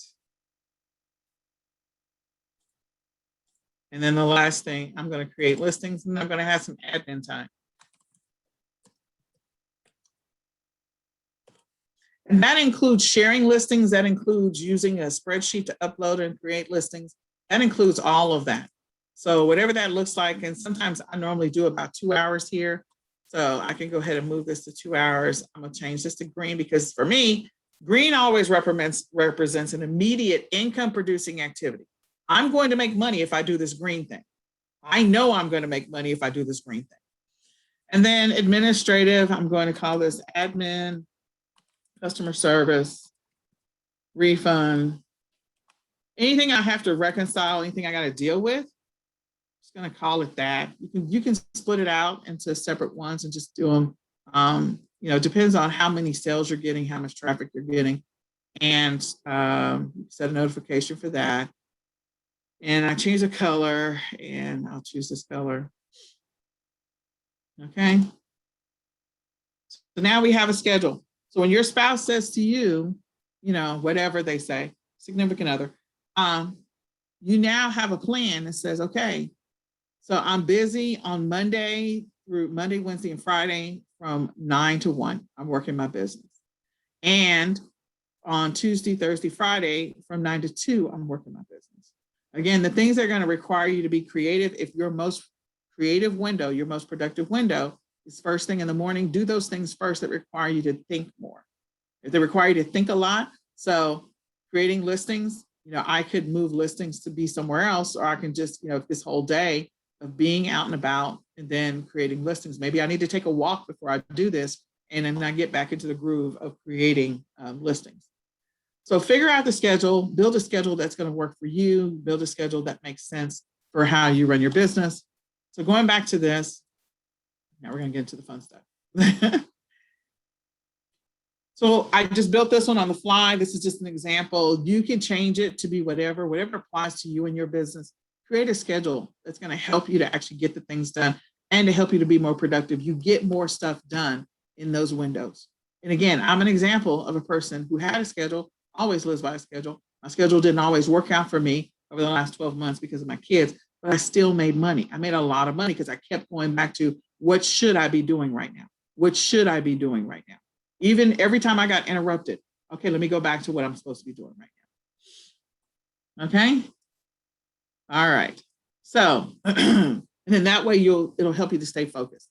So we're going to move on to the next thing. Now we're going to get into some bundles. So I know you guys are like, all that stuff she gave me, that was not really important to me. No, it was. I feel like that's the most important part of this because nothing else works unless you do those other things. I promise you, nothing else works unless you do those things. Unless you know your why, unless you know what your distraction points are, unless you know what your schedule is supposed to be, unless you know when your most productive window is, none of this works. And you won't keep doing it. You won't be able to sustain it. You'll quit doing e-commerce. You'll quit doing bundles. You'll come up with reasons. So unless your why is strong enough, you'll quit. So I'm just being honest. All right. So the next thing is, let's talk about what is a bundle. So we're going to look at bundles. We're going to look at multi-packs. So basically a bundle is like anything, I won't say anything, but anything that you can put together that makes logical sense, that goes together. Things that make sense to go together, a salt and pepper shaker, a salt shaker and a pepper shaker. Things that make sense to go together, forks, spoons, knives, those all go together. Things that make sense to go together, like your bathroom set, your shower curtain, your shower rods, or your shower rings, your shower curtain, your trash can that maybe matches that same thing, your toothbrush cup holder. There's so many things. Bedroom sets. You've got the coverlet or the comforter, the pillowcase, you've got all of these things. There are things that logically go together. They solve a problem. Together, they solve a problem. Okay. So you're getting some kind of package deal. The other thing is multi-packs. Multi-packs are typically the same thing over and over again. Now, there are some people that will argue with you that there are multi-packs when something it's the same thing, but there's a blue one, green one, red one, and purple one, and it's all together. I'm not going to argue with you. You could say that that's a multi-pack if you want to. For me, that would still be in the realm of bundle because having identical things, but they're different colors, you can still call that a bundle. Call them sets, whatever works for you. But that is what a bundle is. A bundle is a group of things that go together that pretty much solve a problem or provide a solution. And you feel like you're getting a deal because you're getting more of something, more things together in one. A multi-pack is things that are typically identical. It's the same thing over and over again. So let's look at some of them. So this is a bundle. I think it's so cute. I never would have thought of this one. I would have to say, I looked at these this morning, fresh. These are all new ones. And I literally found all these bundles in like 15 minutes. So this one is a baby bib and some socks. Traditionally, I would not think baby bibs and socks as an actual bundler myself, but I like where this person was going. They got matching socks to go with, or slip-on shoes. You can call them whatever you want to go with the bib. Normally socks and shoes go together. That is a bundle to me. And a bib, things that go with a bib might be a bib shirt or whatever, but I would not, or a onesie and a bib. That makes sense to go together. I would have never thought socks and shoes. There's a reason why this one's on here. We're going to go look at it. Then you have the bib clamp. So this one is like, again, someone could argue with you and say this is a multi-pack. It's the same thing, but it's just a different color. Okay. I call it a bundle. It's a set of two. This is a bundle as well. Again, you could say it's a multi-pack, but it's not in my mind because there's clearly a boatload of different colors and they're all different designs, but they all go together. This one is clearly a bundle. These are eggs with stuff stuffed in them. This is a moneymaker. Just want you guys to know that. And you can buy a boatload of trinkets for dirt cheap. And you can get eggs after the holiday is over for dirt cheap or sometimes free. Then this is an Easter basket bundle.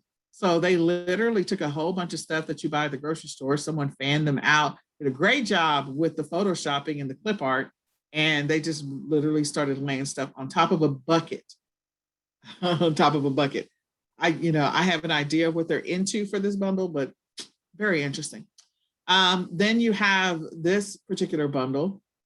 Great one, solves a problem, provides a solution. Parents are always concerned when they drop off their kids, whether or not they're eating enough. Definitely have snacks for days here. And, you can get the inventory directly from a wholesale supplier, another idea. And then here's another bundle. You can barely see the names of them, but these are all like kids' elementary school type of activities. And so then they give you the pens. And I don't know if that's an eraser or not. I have to go back and look. But anyway, that is a bundle. These are all bundles. Found them this morning. These are multi-packs. So multi-packs of toothpaste, multi-packs of, more toothpaste. These are like things that fit into the back of your shoe. This is ketchup and this is peanut butter. So I want to make an observation. What are you seeing here? We're going to really start to dissect bundles. We're going to dissect what's happening with these bundles. We're going to look at them. What do you see here? You don't have to type it in the chat if you don't want to, but I really want you to pay attention to the random bundles that I found this morning, all totally random, that I found this morning. And what are you noticing? There's a common thing behind all of them. Anything? So the majority of the images are big, they pop, multicolor, white background. There's not a hazy background. There's not a gray background. There's not a off-white background. It is a pure white. They clean that background up with these photos, okay? A lot of this is all clip, this is all superimposed. So they probably had all these eggs and then they threw some stuff, overlaid another group of images on top of that and put another group of images down here. Same thing with this. Like they had the bucket, they superimposed, they moved the images around using graphic design, moved them around to make them look like they're fitting into the bucket, and then put a bunch of stuff down here. So this is probably like 6 different photos overlaid with each other. This is probably about 5 or 6 different photos overlaid with each other. So I love that. And then these are just, you know, it looks like 6 different independent photos laid next to each other. They cleaned up the backgrounds. These are clearly 2 photos overlaid each other. So again, something to pay attention. Same thing with the peanut butter. Like they took the same photo over and over and over again and overlaid it multiple times so that it looks like it's, you know, it is literally the same photo, just replicated 6 times. This one, they actually did a little bit more. They got one standing up, and they got the boxes. This is clearly the same photo multiple times together, same photo. And this one, I want to say this might be the same photo. Like this, they did this, and then, but there's clearly a shadow effect happening in the middle. So I'm not really sure, but you'll notice that they all have a white background. First observation, immediately, these are multi-packs. Immediately, that's something that, and the ranks on all of these, we're going to look at them and you're going to see what's happening with the ranks. Okay. All right. And we're going to talk about how to do different things with photos. So that's I think class 3. I think it's class 3 when we're creating our first listing. So just a heads up, I feel like these classes are really going to go 3 hours. I apologize in advance. So I'm just telling you, I'm sorry. Okay, so this is the first one. We're going to look at this listing. So this is the actual listing. And let me just, hold on just a sec. Let me go here and let me escape. And let me grab all of these. I really am going to give them to you. Take a look at. So I'm going to put them in the chat. And I'm going to share them with everybody. There you go. Those are all the listings. Okay. So we did the first one. So let's go to this one.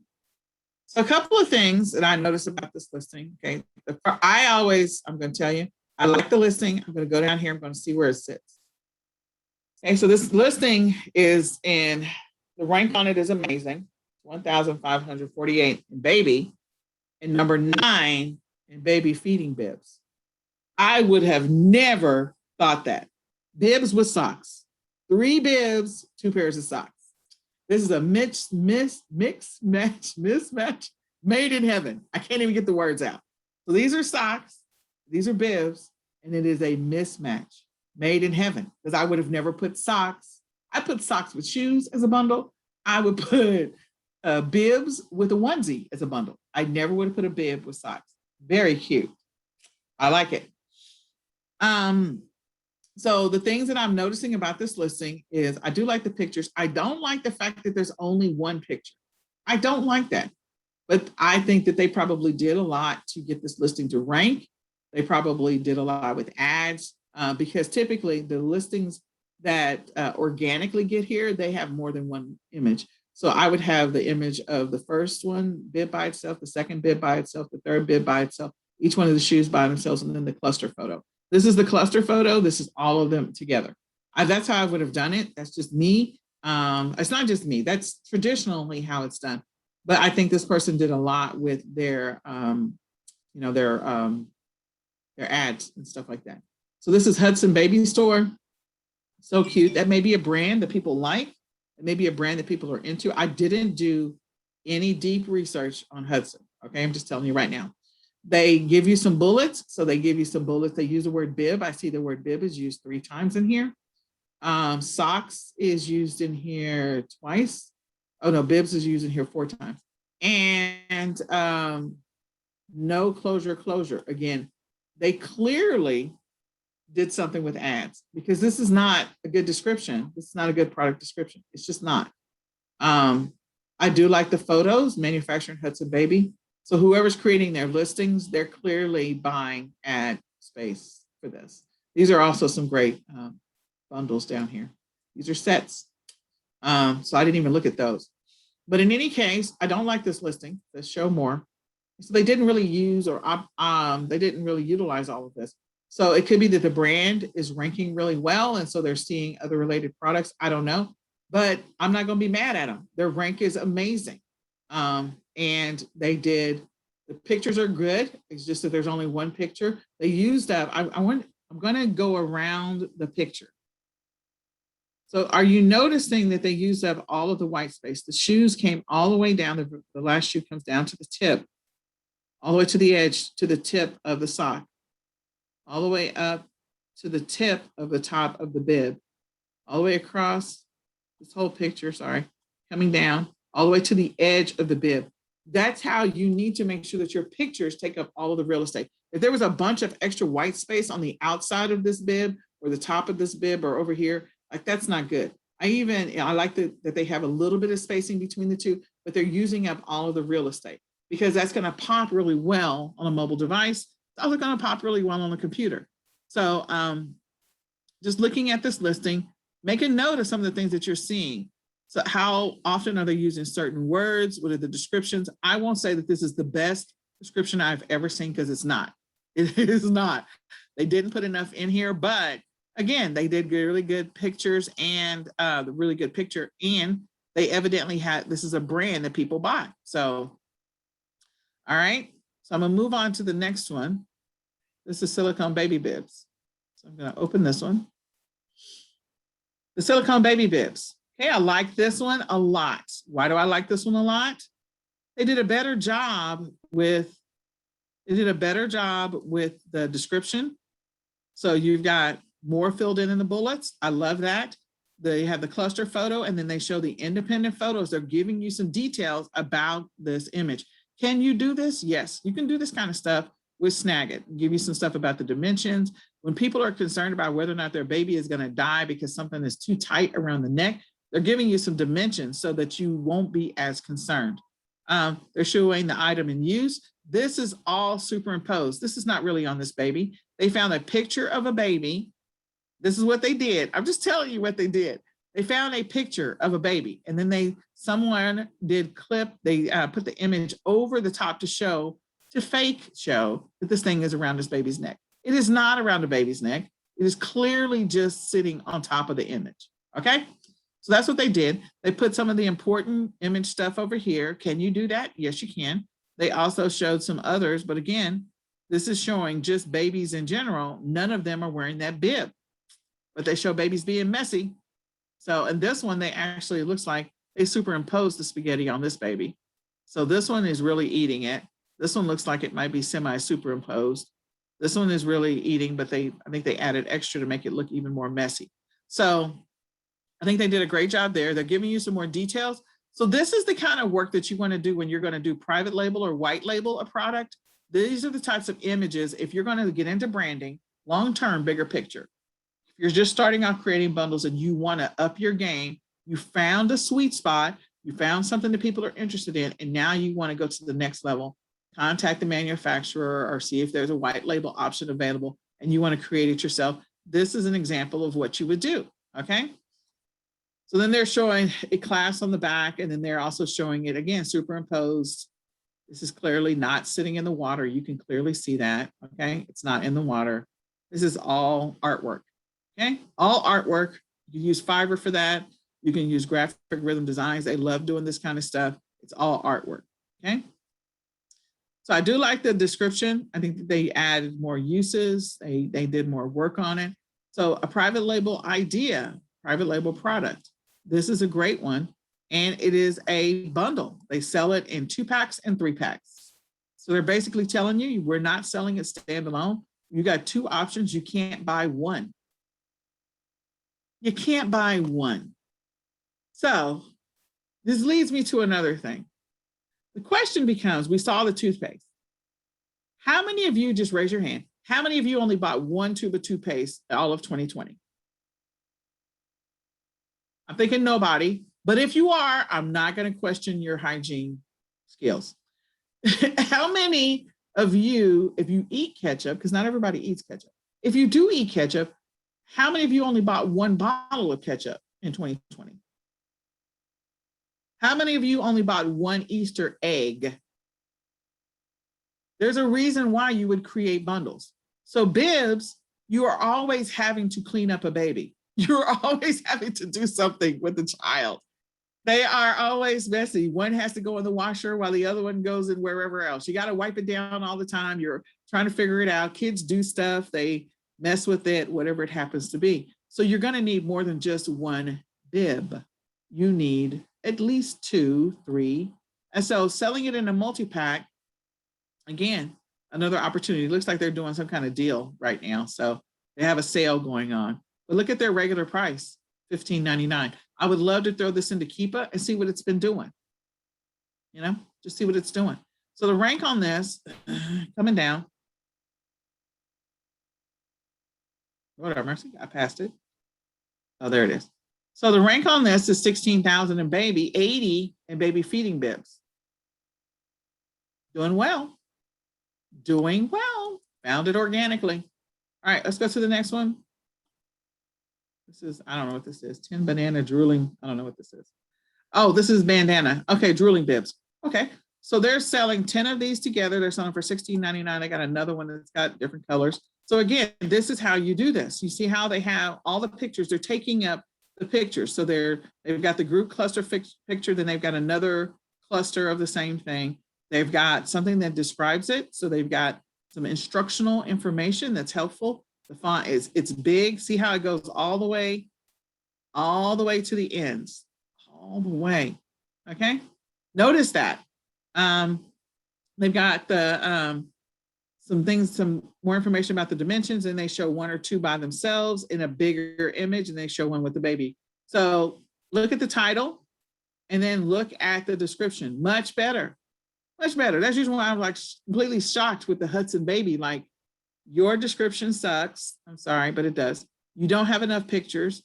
You're clearly buying. These are like, you got ranked because of the fact that you paid for that space. So there's no way you would have done that organically. You just wouldn't.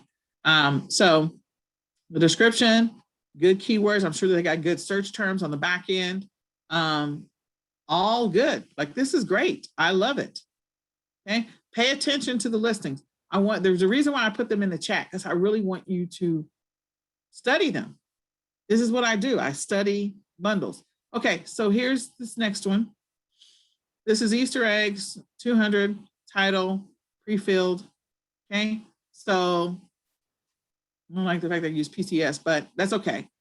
So you can see this is stuffing. This is word stuffing. This is all they did was word stuffing here. But again, they show some actual Easter eggs, some more Easter eggs in their box. This is the box that they put together.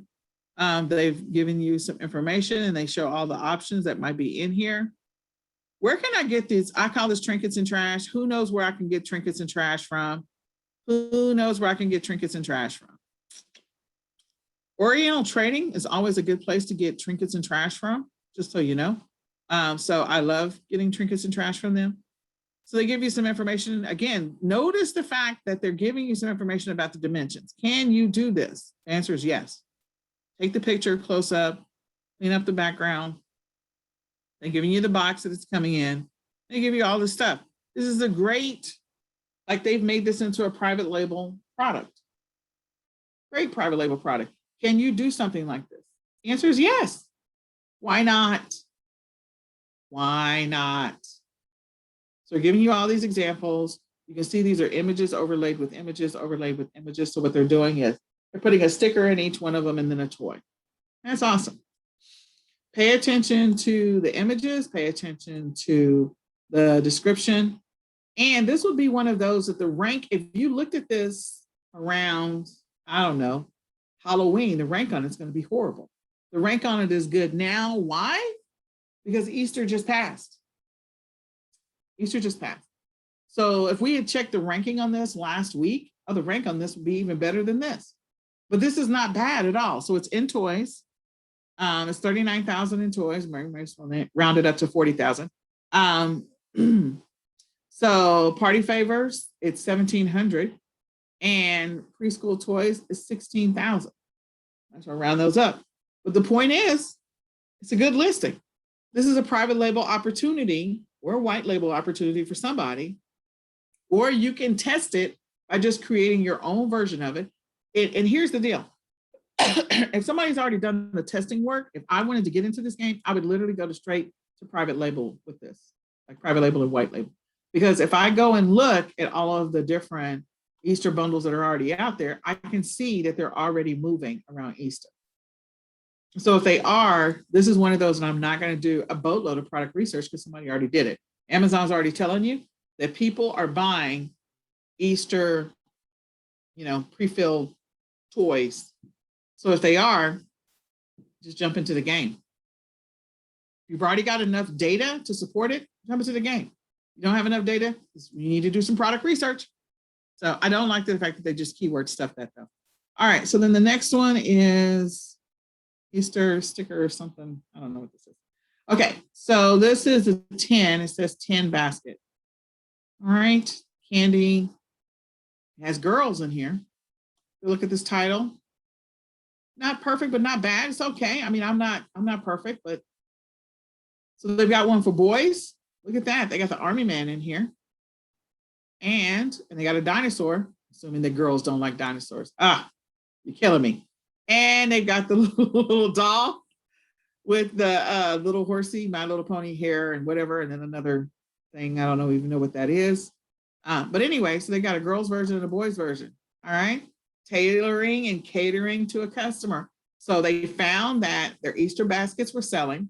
They were like, hey, we could sell even more if we have one tailored to girls and one tailored to boys. So they went after that niche. They put it together a variation and listed that. They have multiple images. This is what I keep telling you. So they have, this is clearly superimposed. This 10 is just next to these girls. So they found a picture, probably a royalty-free image, and they stuck their 10 in the middle of this picture. Okay, that's what they did. Same thing here, royalty-free image, and they stuck their 10 in the middle of this picture. Okay, same thing. She's not really holding that. She's not holding it. Something else was there. And same thing over here.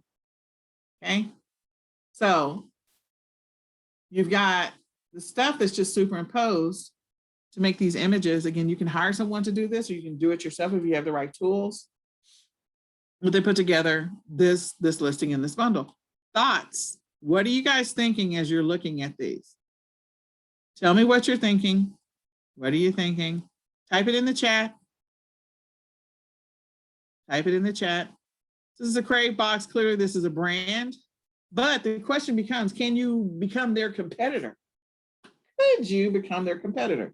The answer is yes. Is there, oh, we didn't look at the rank, sorry. Is there a need for, let's go down here. I think we did. Yeah, we did. Look at the rank. Yeah, we already looked. Oh, no, we did not look at the rank for this one. So this is this Easter basket. Oh, so, okay, here's the Easter basket. Look at the rank. 10,000 in grocery, 14 in food assortment and variety gifts, 14 all day long. All day long. They got toys in here too. So they are also, I'm sure that I don't know if they're cross-listed into toys. I have no idea. They should be, because there's toys in here in addition to food. I mean, it's a majority food, and then there's some toy items in there. So the majority of it is food, but yeah. Very interesting. All right. So you could make this, you could set up a wholesale account with a wholesale supplier and come up with your own Crave box. They clearly have done a great job. They are #1 in snack food gifts. #1.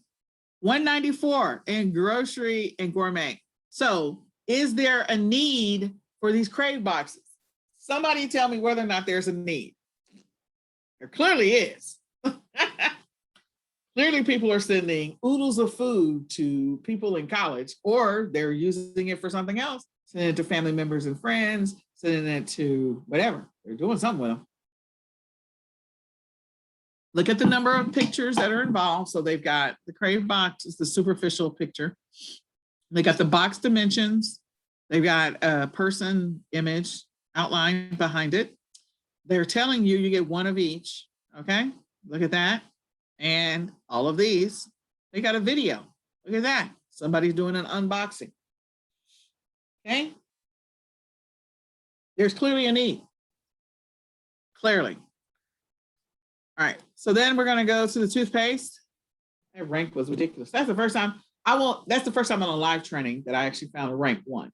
I mean, I find them all the time, but not on a live training. Okay. So this is toothpaste.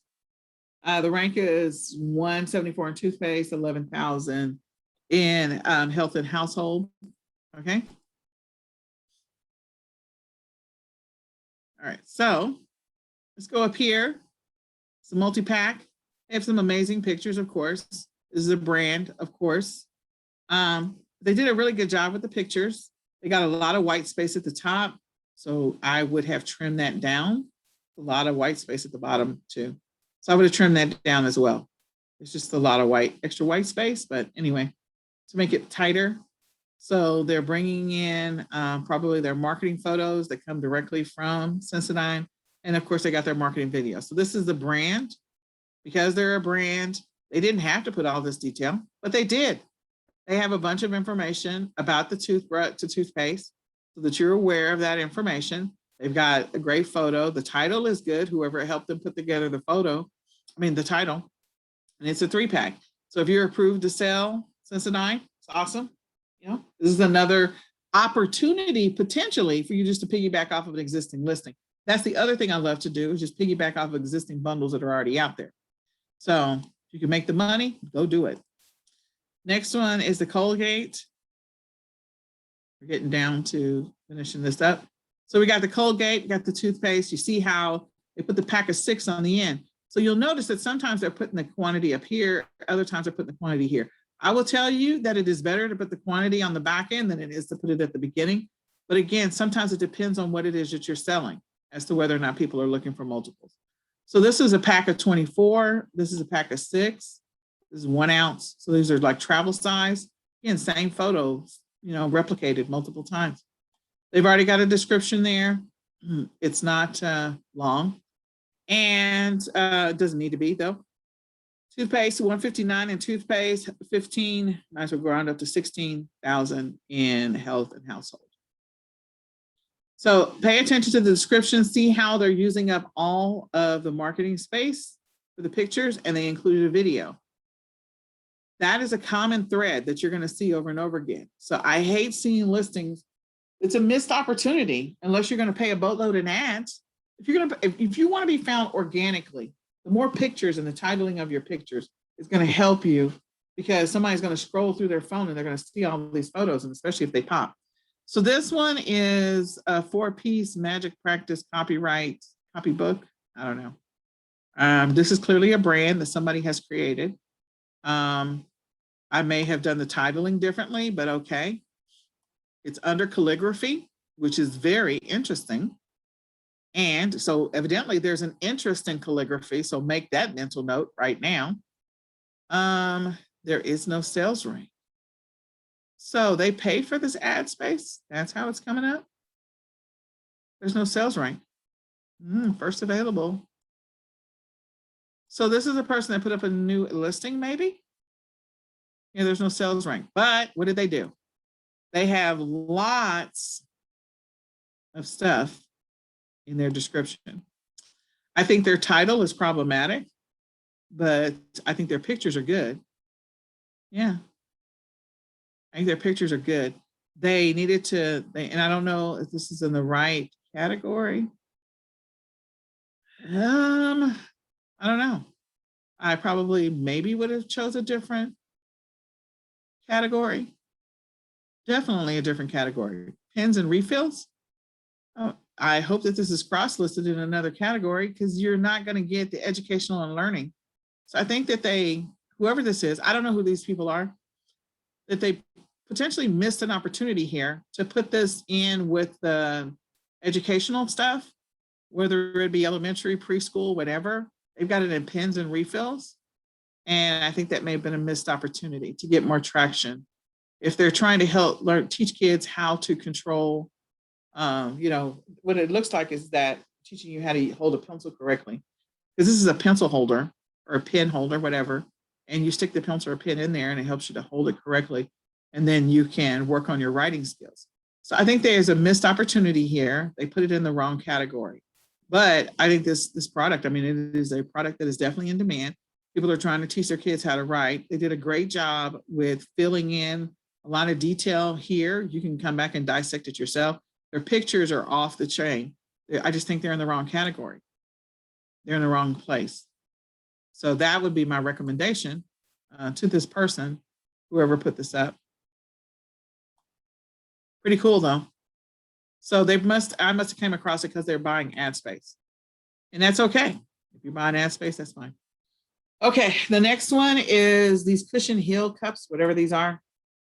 So people are they're looking for this to go on heels. They've got some pictures of it in use.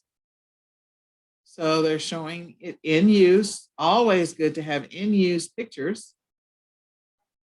So whatever you decide to do, if you decide to get into the private label, white label game, make sure your manufacturer or supplier provides you some in-use pictures. They took it a step further. They showed the pain of not having it. Solves your problem. Big words right there, solves your problem. I'm sure in the description, they probably say the same thing, solves your problem. So the problem that it solves, look at that. I didn't even read that part.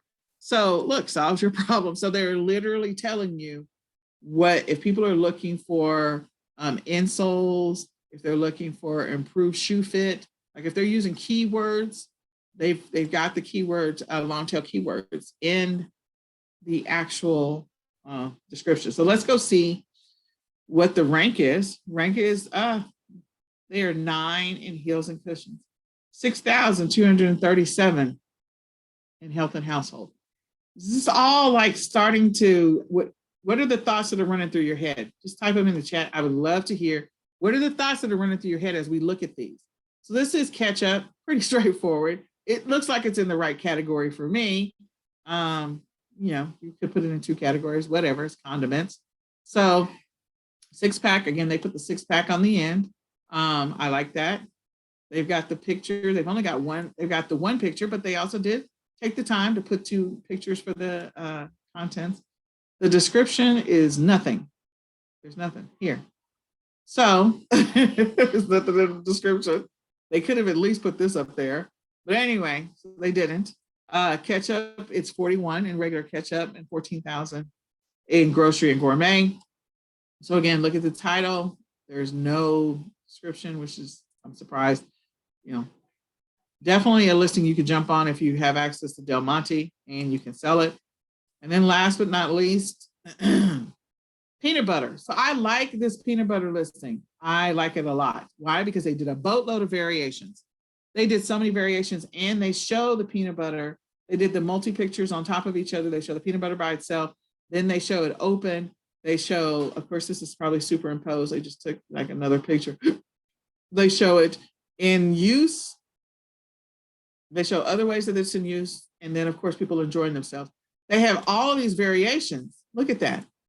Like if you have a product, this is how you showcase a product and doing bundles. They're not selling you one. At no point are you seeing one. Oh, I just lied. Am I seeing one? Nope. Let's see. That's the first time I saw one. The majority of the time you're seeing multiples. You're seeing multiples of them selling these. They got the 6-pack. They got the 3-pack. They've got, that says a pack of 1. Hold on. Me and my mouse are fighting with each other. So in this listing, they've got 1, 2, these are all 6-packs. So they've got pack of 1. Oh, this is the only pack of 1 down here. So they're literally have gone to multi-pack town here. They're like, okay, you need some peanut butter? We got you covered. You want a different flavor of peanut butter? We got you covered. So this, I love this one because there's so many different options here. So many different options. They created the variations and they went to town. And then they give you some more stuff down here. So they are clearly a specific brand. And down in jams and jellies, they're 41. In peanut butter, they're 20. And in grocery and gourmet, they are 1,756. That's just for this, whatever this one is. So you can look at each one of them and see how each one of them are performing separately. I love this list. I love everything about it. And if I were going to come up with my own peanut butter, or you could come up with your own anything. Like if you're a person, let's say you're doing hair care products and you've come up with your own hair care cream for people with curly hair, or I have gray hair, so maybe you have your own shampoo. You got different variations of something for shampoo with people with gray hair. So people with dry gray hair, people with oily gray hair, people with brittle gray hair, like all of these different combinations. If you are a person that really wants to get into the private label game, you've got a suggestion or you've got a supplier that's going to make something for you, this is how you create a listing where you have so many different offerings. I love this. So I'm just putting that out there. This is a great listing. All right, so thoughts before we go back?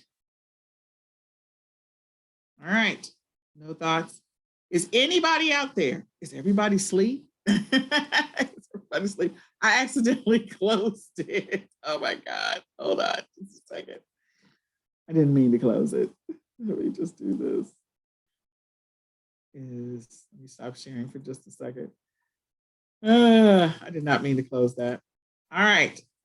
So am I by myself? Does anybody have any thoughts, any feelings? Am I by myself? I love doing product research because then it just shows me the possibilities. Anything? Share your thoughts.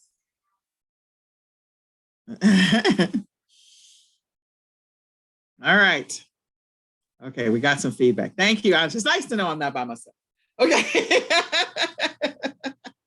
I love looking at bundles. I love looking at bundles. Okay. So we looked at all these bundles. Okay. Then I want to give you some more to think about. Okay.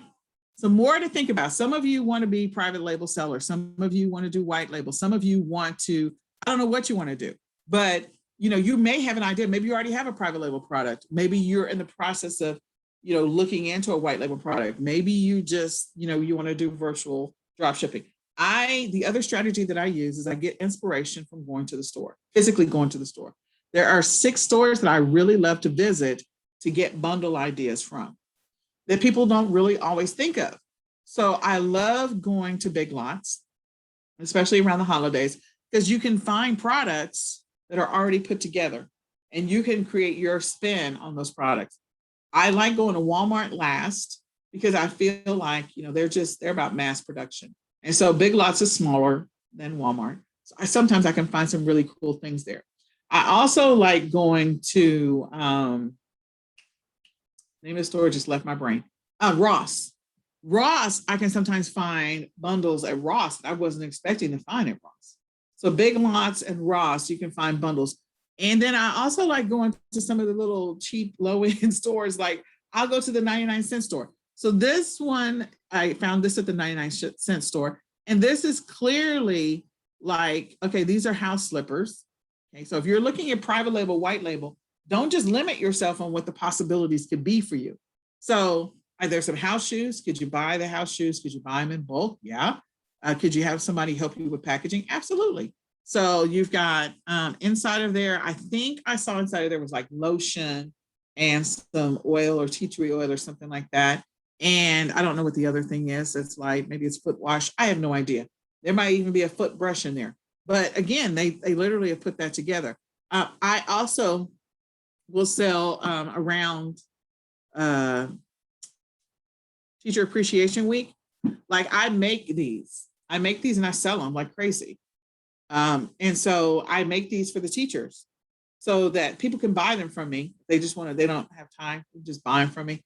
And those are so inexpensive to make. And so I go to the store, I go to the grocery stores, like for Valentine's Day, whatever, and I look for bundles that the stores have put together. This is clearly in a grocery store. It's all candy bars. Could I sell this online? Absolutely. Absolutely. Now you have to keep in mind, there's a time of year in which you can sell meltables. I live in Texas. Everything freaking melts because it's always hot. But, or, you can sell it during certain times of the year where you don't have to worry about your stuff melting. Okay. This one is a pumice stone down here. This is a shower scrunchie thing. This is lotion and shower gel, and there's all this stuff. It's a 6-pack, and they also have the shower ring holder. This is actually a shower ring holder that you put over the top of your shower. So they've got all of these pieces, these 5 pieces in here, and they're selling it. Could you put something like that and you have your own brand? Absolutely. These, I think I saw these at Big Lots. So again, putting together a 10. I'm not saying focus on the brand because you don't have to do the brand. If there's a white label opportunity with Ghirardelli, do that and come up with your own name brand, incorporate get an LLC, set it up, do your trademark, all that other fun stuff so that you can have your own brand and then put your stuff out there, put your bundles. The only thing that's in here is like popcorn. There's a coffee mug. There's a tin. There's some other chocolates that are in here. There's some cookies that are in here. Like all of that. Could you do that? Yes. This one is a Bloody Mary mix. I love it. They've got the 2 jars. So you can make here's the Bloody Mary mix. Here's your hot sauce. Here's your celery salt. Something so simple. So simple. I think this is like selling for 25, 30 bucks. Like so simple. This is just coffee. Well, I'm gonna say coffee mugs, soup mugs with a box of soup in here.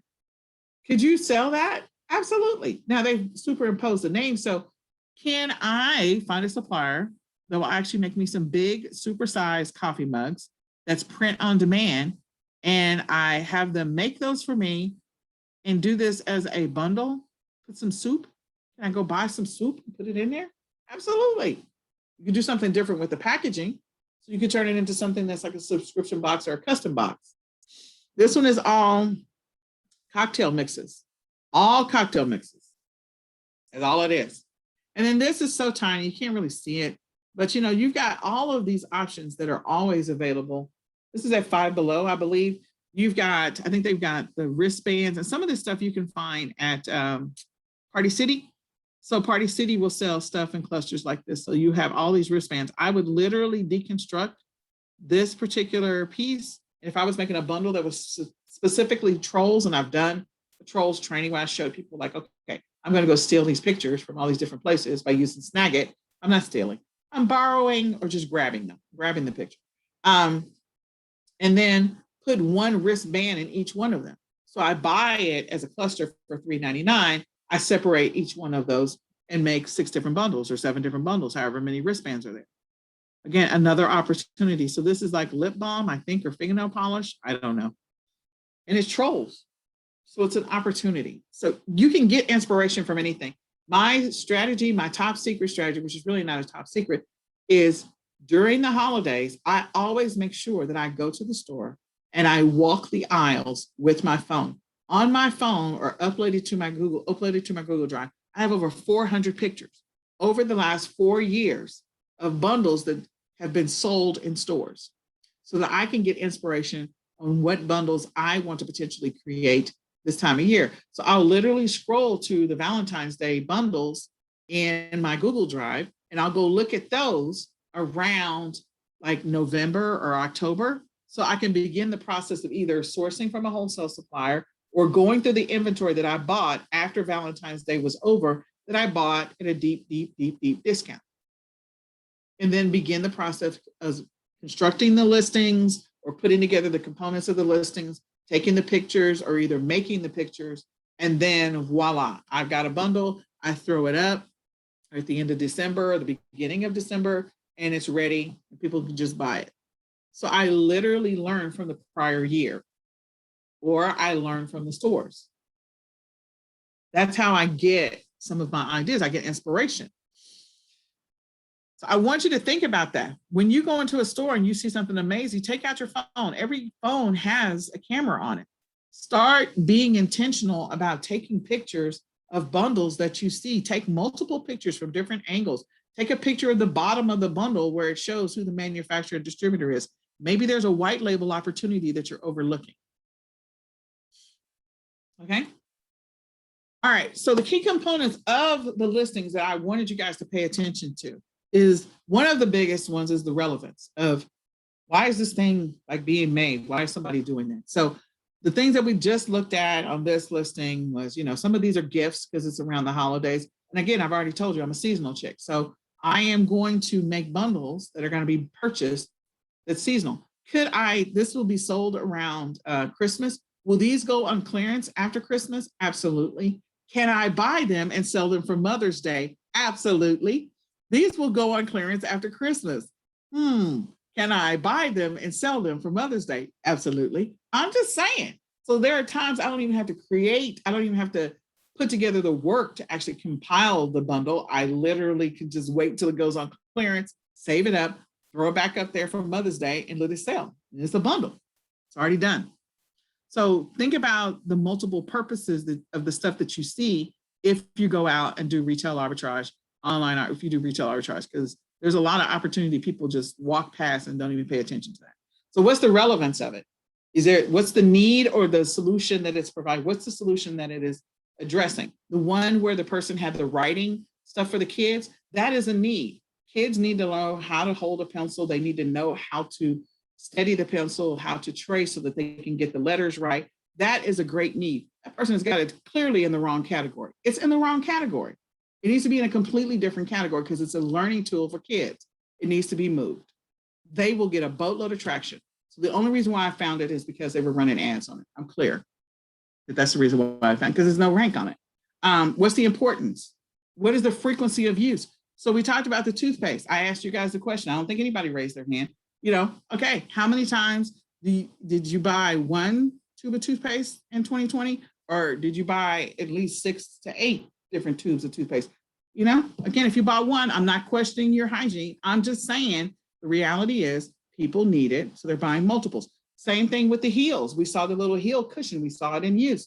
So are people wearing one pair of shoes, or do they have multiple pairs of shoes and they need a solution to go in all their shoes? Relevance, importance, frequency of use. Okay, will those things wear out? Yeah, probably over time if you're wearing the same shoes over and over again. Got to get another pair of those cushions.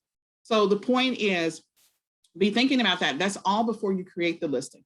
So the keywords that are used in the listing are extremely important. The category that you put it in, the photos that you take. We clearly saw a boatload of photos. Go back and look at them. I put them in the chat. Go back and look at the links. Save the links off. The title that they used, the title is extremely important as well. Some of those people just did keyword stuffing. Not good, not good. But hey, they got some traction. I'm glad. Okay. The description, extremely important. And then price is the last thing I think about. Price is always the last thing I think about. It's not the first. The first thing I really think about is I'm going to say relevance and keywords and photos. That's me personally. Relevance, keywords, photos. And then the rest of it, I kind of like, okay, categories next, title, description, and price is always last. Price is last because people want to pay for convenience. Is it easier for me during the pandemic to go to the store every month to buy toothpaste, or every 2 weeks if you have a big family, or whatever, however often you're going through your toothpaste? Or is it easier for me to buy a bunch of it in bulk? Hint, hint, there was a whole bunch of shelf clearing. So people are buying stuff in bulk clearly already. Is it better for me to buy it in bulk so I don't have to go back and forth to the store so I can minimize my exposure to the COVID virus? Which one? Probably going to buy it in bulk so I can minimize my exposure. I don't have to go to the store that often. So give me the opportunity to buy something in bulk online. That's the reason why Sam's Club exists. That's the reason why Costco exists. Those are great stores to get bundling ideas from, because they already put the bundles together for you. They've already put them together. That's all they do is sell stuff in bulk. Okay. All right. So, I don't know what happened there. Okay. So I clearly have some problems with my slides. So we're going to talk about what is private label. I think, I kind of went through some of the stuff on private label because I'm going to bring all of this to a close. So private label is you creating something, designing something, developing something that's going to have, it's being created for you, specifically for you. You're going to put your brand on your label. You're going to definitely go through some trademark and registry stuff, and you are creating it from scratch, something you created. And so you're going to find private label products. I talked about the whole peanut butter thing. Some of you are really good at sauces. Maybe you make a really mean sauce and you need to start thinking about selling your sauces, or maybe you are really good at handmade stuff that you're selling on Etsy right now, and you really need to take it to the next level and start putting up some bundles and some variations of that product and doing some multi-packs of that. You could even do that on Etsy right now if you're already selling on Etsy and you're making some stuff, okay? But private label products, people are, it's something that you own, you created, you trademarked, that you developed, and it's yours. Whereas a white label product is not necessarily something that you created. Somebody else created it. You're just slapping your brand and label on it. So you're designing the label, you're designing the packaging, you're doing all the marketing, and it is something that you're just slapping your information on. So jars of hand cream, people will, get the white label and put their private label on top of it. And so they're selling the hand cream and they're saying it's their brand, but it's really a white label product. Same thing with supplements. Like, I don't know that anybody's got a chemist lab in their house. Maybe you do. I'm not questioning you. But again, like if you're selling vitamin C, you're probably buying it white label, slapping your label on it, slapping your brand on it, and you're selling it. So that is white label. A lot of things that are white label, like you'll have some high-end wines that you can find that are also sold at like Costco under Kirkland's or whatever the name of it is. So just surprising. Some people don't realize that there's a lot of stuff that is the same thing. It's just somebody slapped their label on it. So we're going to talk about looking for white label opportunities, I think, next week. So retail arbitrage is going to a local store, any store of your choosing, and finding some products that you can buy and you can sell them on another platform for a higher price, and you keep the difference. You make money. It's flipping. It is flipping. Like people flip houses, flipping products. So I like doing retail arbitrage as my starting point for any idea or concept, because of the fact that inventory is readily available to me, and the strategy that I use is I buy it after the holiday is over. So who went out shopping after Easter was over and bought a whole bunch of Easter inventory? Who's ready to go for Easter next year? So yeah, that's what I do. I buy it below wholesale. You could invest the time in wholesale, or you can just go and clean the shelves after the holiday is over. And the great thing about it is, like, the majority of the stores will put Easter on sale on the day of Easter. So you literally could, or that night before, that Saturday night before, like they're already marketed 50% off. You just go into the store and just start buying, cleaning the shelves. So same thing with Christmas, same thing with Thanksgiving and Halloween and all that other stuff. The day before or the day of, they start putting that stuff on clearance. Then 2 days later, typically they'll lower the price even more. Some of my favorite stores to go in and do that too is Walgreens and CVS, because they will do more than 50% off. They want that shelf cleared because they don't have a lot of real estate. They don't have a lot of space in the store. So they're marking stuff down 70% off. Again, below wholesale. And then online arbitrage is going to websites and finding products that you can source from online. There is clearance in online arbitrage. There is sales and deals that you can find in online arbitrage. And it's finding those products, finding all those pieces for your particular bundle, ordering them online and have them shipped to you, or either shipped to your prep center so they can put them together for you. So online arbitrage is a great way to not have to go out and do shopping. And with the COVID, a lot of people, some of them moved to doing bundles using online arbitrage, which is great, and then having a prep center do all the work for them. So then that way they didn't have to go into the store. But I will tell you, I have always found the best deals ever doing retail arbitrage clearance. I'm just telling you, I just have. I always have, especially when I can get stuff at 70% off. And I've even found stuff for 90% off. It's ridiculous. So retail arbitrage and online arbitrage, I'm going to give you some ideas for retail and online arbitrage. I use it to test bundles, ideas, and to quickly source.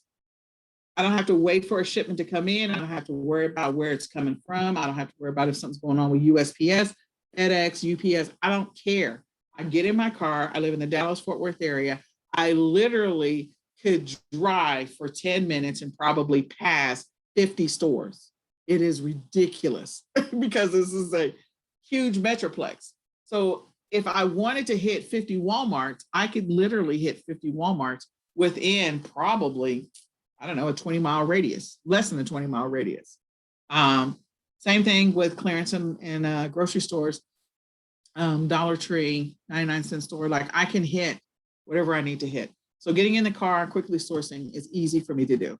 Now, if you make relationships with store managers, or you make relationships with department managers, then sometimes they will do different things for you because they get bonuses. For those people who don't know, Walmart, Target, those department managers, they get bonuses and deals. Although Target, sometimes they're a little sketchy. So when you're buying in bulk, just don't tell them what you're doing. The great thing for me is I have a nonprofit, so we buy in bulk for stuff for our nonprofit anyway. I don't have to worry about it sometimes. Search for clearance, use coupons, use rebates, use cash back. Again, you're buying below wholesale. I've said that over and over again. Store closures and liquidations, always a good opportunity. We have another liquidation place that's opening up here in the Dallas-Fort Worth area that me and my business partner, Tony, are actually going to go check out. I'm excited about that, over in Arlington, where they do this ridiculous thing where the first day, the price on something is like, I don't know, 50% off. And then the second day, the price drops down an additional 20% off or something like that. And the third day, it drops out until it's cleared out. Then they get another truckload and they do the same thing over again. That is a bundler's dream. We have Ollie's here. We have all these stores where they have liquidation and closeout stuff. I love it. So before you do retail arbitrage and online arbitrage, I really want you guys, if you're going to use this as a source, just to do some reconnaissance. Again, just reconnaissance. I want you to put together a budget, how much you're willing to spend, or how much you do or don't want to spend. So put together a budget before you go out. You should already have a budget with your business. If you don't, when you put together your schedule, make sure you have a place for planning, and that includes budget and budget building and budget reconciliation, because you need to know how much you're spending. You should have a line item for that. So put together a budget on how much you want to spend. Maybe you're going out and you're saying, you know what, I'm only going to spend $200 and see how much stuff I can find on clearance. $200. Let's go see what we can find, and just go out. Go see what happens. And then the other thing that I recommend is that you create a separate email account. Now, this is an operational recommendation. If you're going to go out and do retail arbitrage, online arbitrage, or any type of business, I don't care if you're doing drop shipping or you're doing print on demand or whatever, you should have a method of collecting every transaction that you're doing, whatever it happens to be. So if I'm going to the store to buy a bunch of Easter eggs on clearance, and I'm going to create an email account, and then this example is NicoleTax@gmail.com. So I'm going to create it for tax calculations. You can call it Nicole admin, doesn't really matter. Call it whatever you want to. I use Nicole Tax. And then I set it up as a Gmail account because it's easy. When I buy stuff at the store, I take a picture of a particular receipt. I write on the receipt first, and then I take a picture of the receipt and I email it to NicoleTax@gmail.com. I also upload it to my tax bot, which is also keeping track of my mileage. And so it's there, and it's also in the email account. So every single day, whenever I go and do retail arbitrage, I forward all the receipts there. If I ordered inventory online through online arbitrage, again, I am taking the invoices that I receive, or the receipts that I receive, or the order forms that I receive, order confirmations, and I'm forwarding them all to NicoleTax@gmail.com. At the end of a month, what is sitting in NicoleTax@gmail.com? I download my reports from eBay, Amazon, Walmart, whatever, and I forward them all to NicoleTax@gmail.com. At the end of a month, in NicoleTax@gmail.com, I have everything that's needed for someone to reconcile my account if you're going to send this over to a CPA. Your CPA can literally, you give them the login ID and password, they can go in there, they see all the receipts, they see all the invoices, they see all the orders, they see all the reports for the different platforms, the transactions, they see a bunch of information so that they can start working on your accounting for your business. It makes it easy to do accounting reconciliation. I'm not saying that there's not more that you need to do. There's other tools, stuff you do in QuickBooks and all of that. But the point is, you're keeping track of everything. It's all stored in one place. And if you ever get audited by the IRS, instead of giving them your computer or saying, I can't find those receipts, you've literally taken a picture of every single receipt, or you've scanned it in. You can use a NEAT, which is what it's called, NEAT. It's a tool to scan your receipts in, or some other tool, and send it over to NicoleTax@gmail.com. So you have long-term storage and it's always there.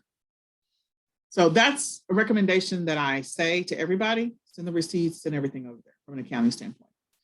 So as you're starting to make money in this business, I always say this: reinvest 90% of your profits, especially for the first 90 days. Just reinvest 90% or 100%. Keep all your receipts, track your mileage, and sign up for the store coupons or deals. So when I go to Ollie's, I sign up for the Ollie's notification. And when they get some new stuff in, I can go there. And I also get a discount for being a frequent shopper. Sign up for notifications for the 99-cent stores. Some of the stores people don't like to go to, like they don't like to go to the Dollar Tree. They say the stuff is cheap. Yeah, there's a lot of cheap stuff there, but then there's also some stuff that's not as cheaply made. And so you literally can use some of that stuff to complement bundles that you make, depending on what type of bundles you make. So take advantage of signing up for the newsletters and deals for all the stores. Dollar General and Family Dollar, also another great store, because they always have the percentage off thing. They always, I forget what it is, but they have the percentage off deals all the time. They have the friends and family deals all the time. Like there's just a bunch of stores that they have all these deals. So take advantage of that. If you're going to go out into the stores and you're concerned about it, so you don't want to do it yourself, you can use Instacart, TaskRabbit, Shipt, Postmates, whatever you want to. You can order online and do store pickup. You can pick it up, have them bring it to your car if you don't want to deal with it. You can have your inventory. If you're going to order it online, have it shipped to a prep center, or you could ship it to, if you're going to order online, have it shipped directly to the prep center that you're going to be working with. You can hire a personal shopper to go do the shopping for you. I always recommend, mask, gloves. We even wear glasses. Sanitize your items in the trunk if you want to. And you could leave your items outside for long periods of time. I don't think anybody's doing that anymore. I think everybody is pretty much over COVID. I mean, I'm just going to be honest, based off of people's actions. It could just be a Texas thing. I don't know. But there are some people that don't care about COVID anymore. So I get it. I understand. I'm just going to put that out there as a safety precaution. All right. So some generic stores to think about. So this is just a generic sourcing kind of thing. So I've got stores. And then we've got wholesale. I think this is too big or too small or something. So we've only got a handful here. And this is not by any stretch of the imagination, all of them, but this is just some ideas to think about. So of course, Walmart and Target clearance, I already mentioned those. Dollar Tree, Dollar General, Big Lots, one of my favorites, Kohl's, Ross, Marshalls. Marshalls was the other one I was trying to remember. Disney Store. I love the Disney Store for selling on other platforms. Amazon is going through some stuff and issuing a boatload of IP claims, but the Disney Store has a bunch of stuff that they put on clearance. People overlook the Disney Store. 99-cent store, Ollie's, dirt cheap. We have that here. That store, you have to sift through stuff. Best Buy, Party City. Party City is one of my favorites as well. So there's a bunch of stores that are listed here. Five Below is also a great one.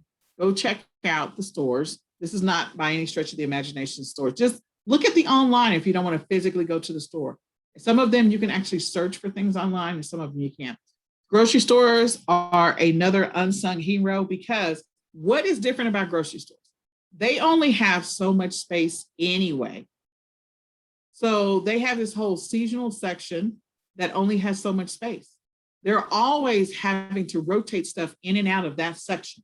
So they've got to go put it on clearance. Otherwise, they got to store it in the back.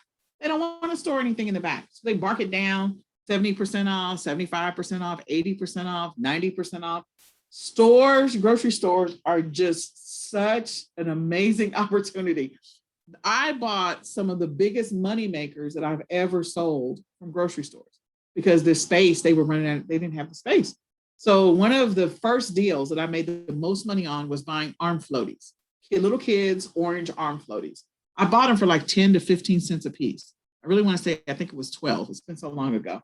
But I bought them. I just bought everything that they had. And I went to the next same store and I bought everything that they had. And went to the next same store and I bought everything that they had. And I think I had, when it was all said and done, like I had over 1,000 plus arm floaties that I got for like 10 cents a piece or something like that, 10, 12 cents a piece. And then I sold them as multi-packs. The profit was redunculous. Oh my God, the profit was ridiculous. Grocery stores, people just don't understand. They don't understand. So some of those sections where they got like the hardware, the automotive stuff, like those are aisles that people aren't going down that often. Every once in a while, you see a bunch of clearance. Just go check it out. See what you can do. See what you can do. Seasonal, go see what you can do, because they don't have a lot of space. We already talked about Costco and Sam's Club. We also talked about the drugstores, Walgreens. And CVS, yes, yes, yes.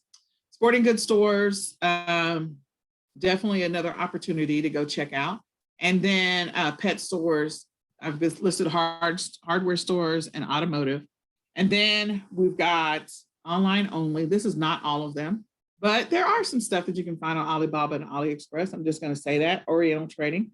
And then you have some wholesale suppliers. Again, this is not all of them, but just some ideas so that you can begin the process of deconstructing the listings we went through, putting together some ideas, and then do some online research, get out on the streets, or do some physical research, do some reconnaissance this week. All right, and then last but not least, before we get off of here, so keyword research. So keyword research includes like the search terms that people are looking for specific things, the long tail keywords that people are looking for specific things. So arm floaties, this is for the little kids, so that they don't drown, the little things on their arms, blow them up, and they can use them on vacation, they can use them on spring break, they can use them in the summertime, they can use them if they're doing Christmas, like non-traditional Christmas, if they live in a cold area and they want to go somewhere warm for the holidays, arm floaties. So what are all the things that people know arm floaties for, or they use them for, or that they call them by? You can just do a Google search for that. You can use a thesaurus and come up with common names that might be related to the same thing. And then you can also look in the titles of other listings or the descriptions of other listings of your competitors. I always get really good keyword phrases, long tail keywords from listings of my competitors. So I will pull up like 5 or 6 of the same thing that I'm about to sell, or similar thing, not the same, but similar. And I will just search. If I'm creating a brand new listing from scratch, I'll look at their keywords, and I will write. I already have my own list of keywords, but it just gives me a chance to just double check. Was there a phrase that I overlooked, or was there a keyword that I overlooked in my listing or in my search before I create this listing? So then that way I have the opportunity to improve the organic ranking or the organic finding of my listing, okay?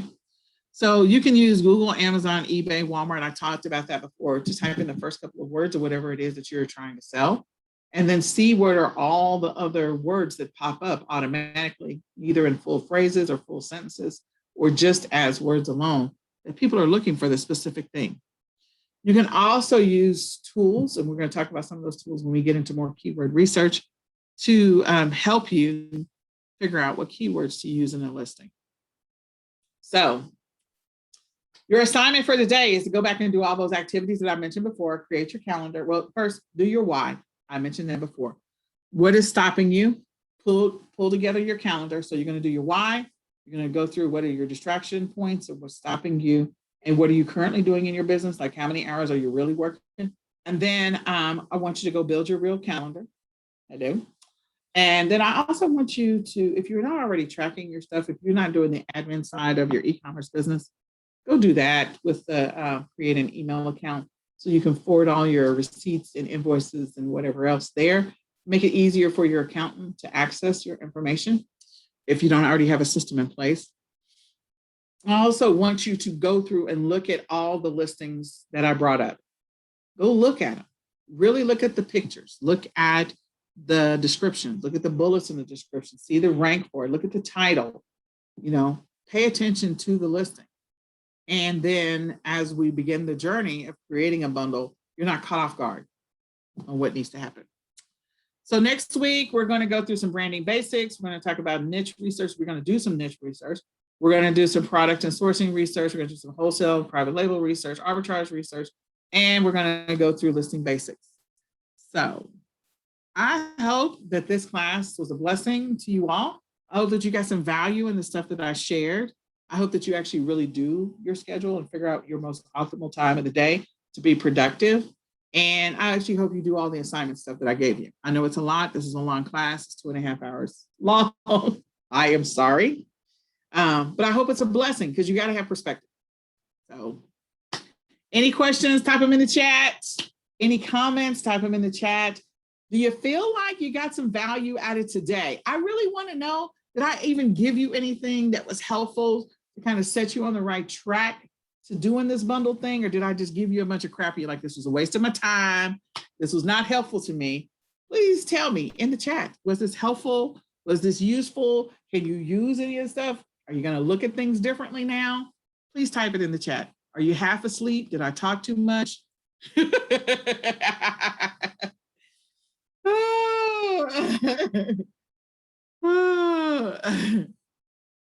I can actually put this, when I upload the video, I can upload the slides. JJ, I can do that. I can do that. Was this helpful? Did you guys get any value? Did you learn anything? No? Yeah? Sleep? All right. Well, I do thank you guys for hanging out with me. Next week, be prepared. It will probably be 2 hours. I'm not even gonna lie to you. I love you though. And I pray that you have a successful week. I will upload this video in the next, like I said, it'll be within the next 48 hours or less. And I'll also upload the slides. So you have the slides as a reference point. Okay. I will talk with you all later. Have an amazing weekend.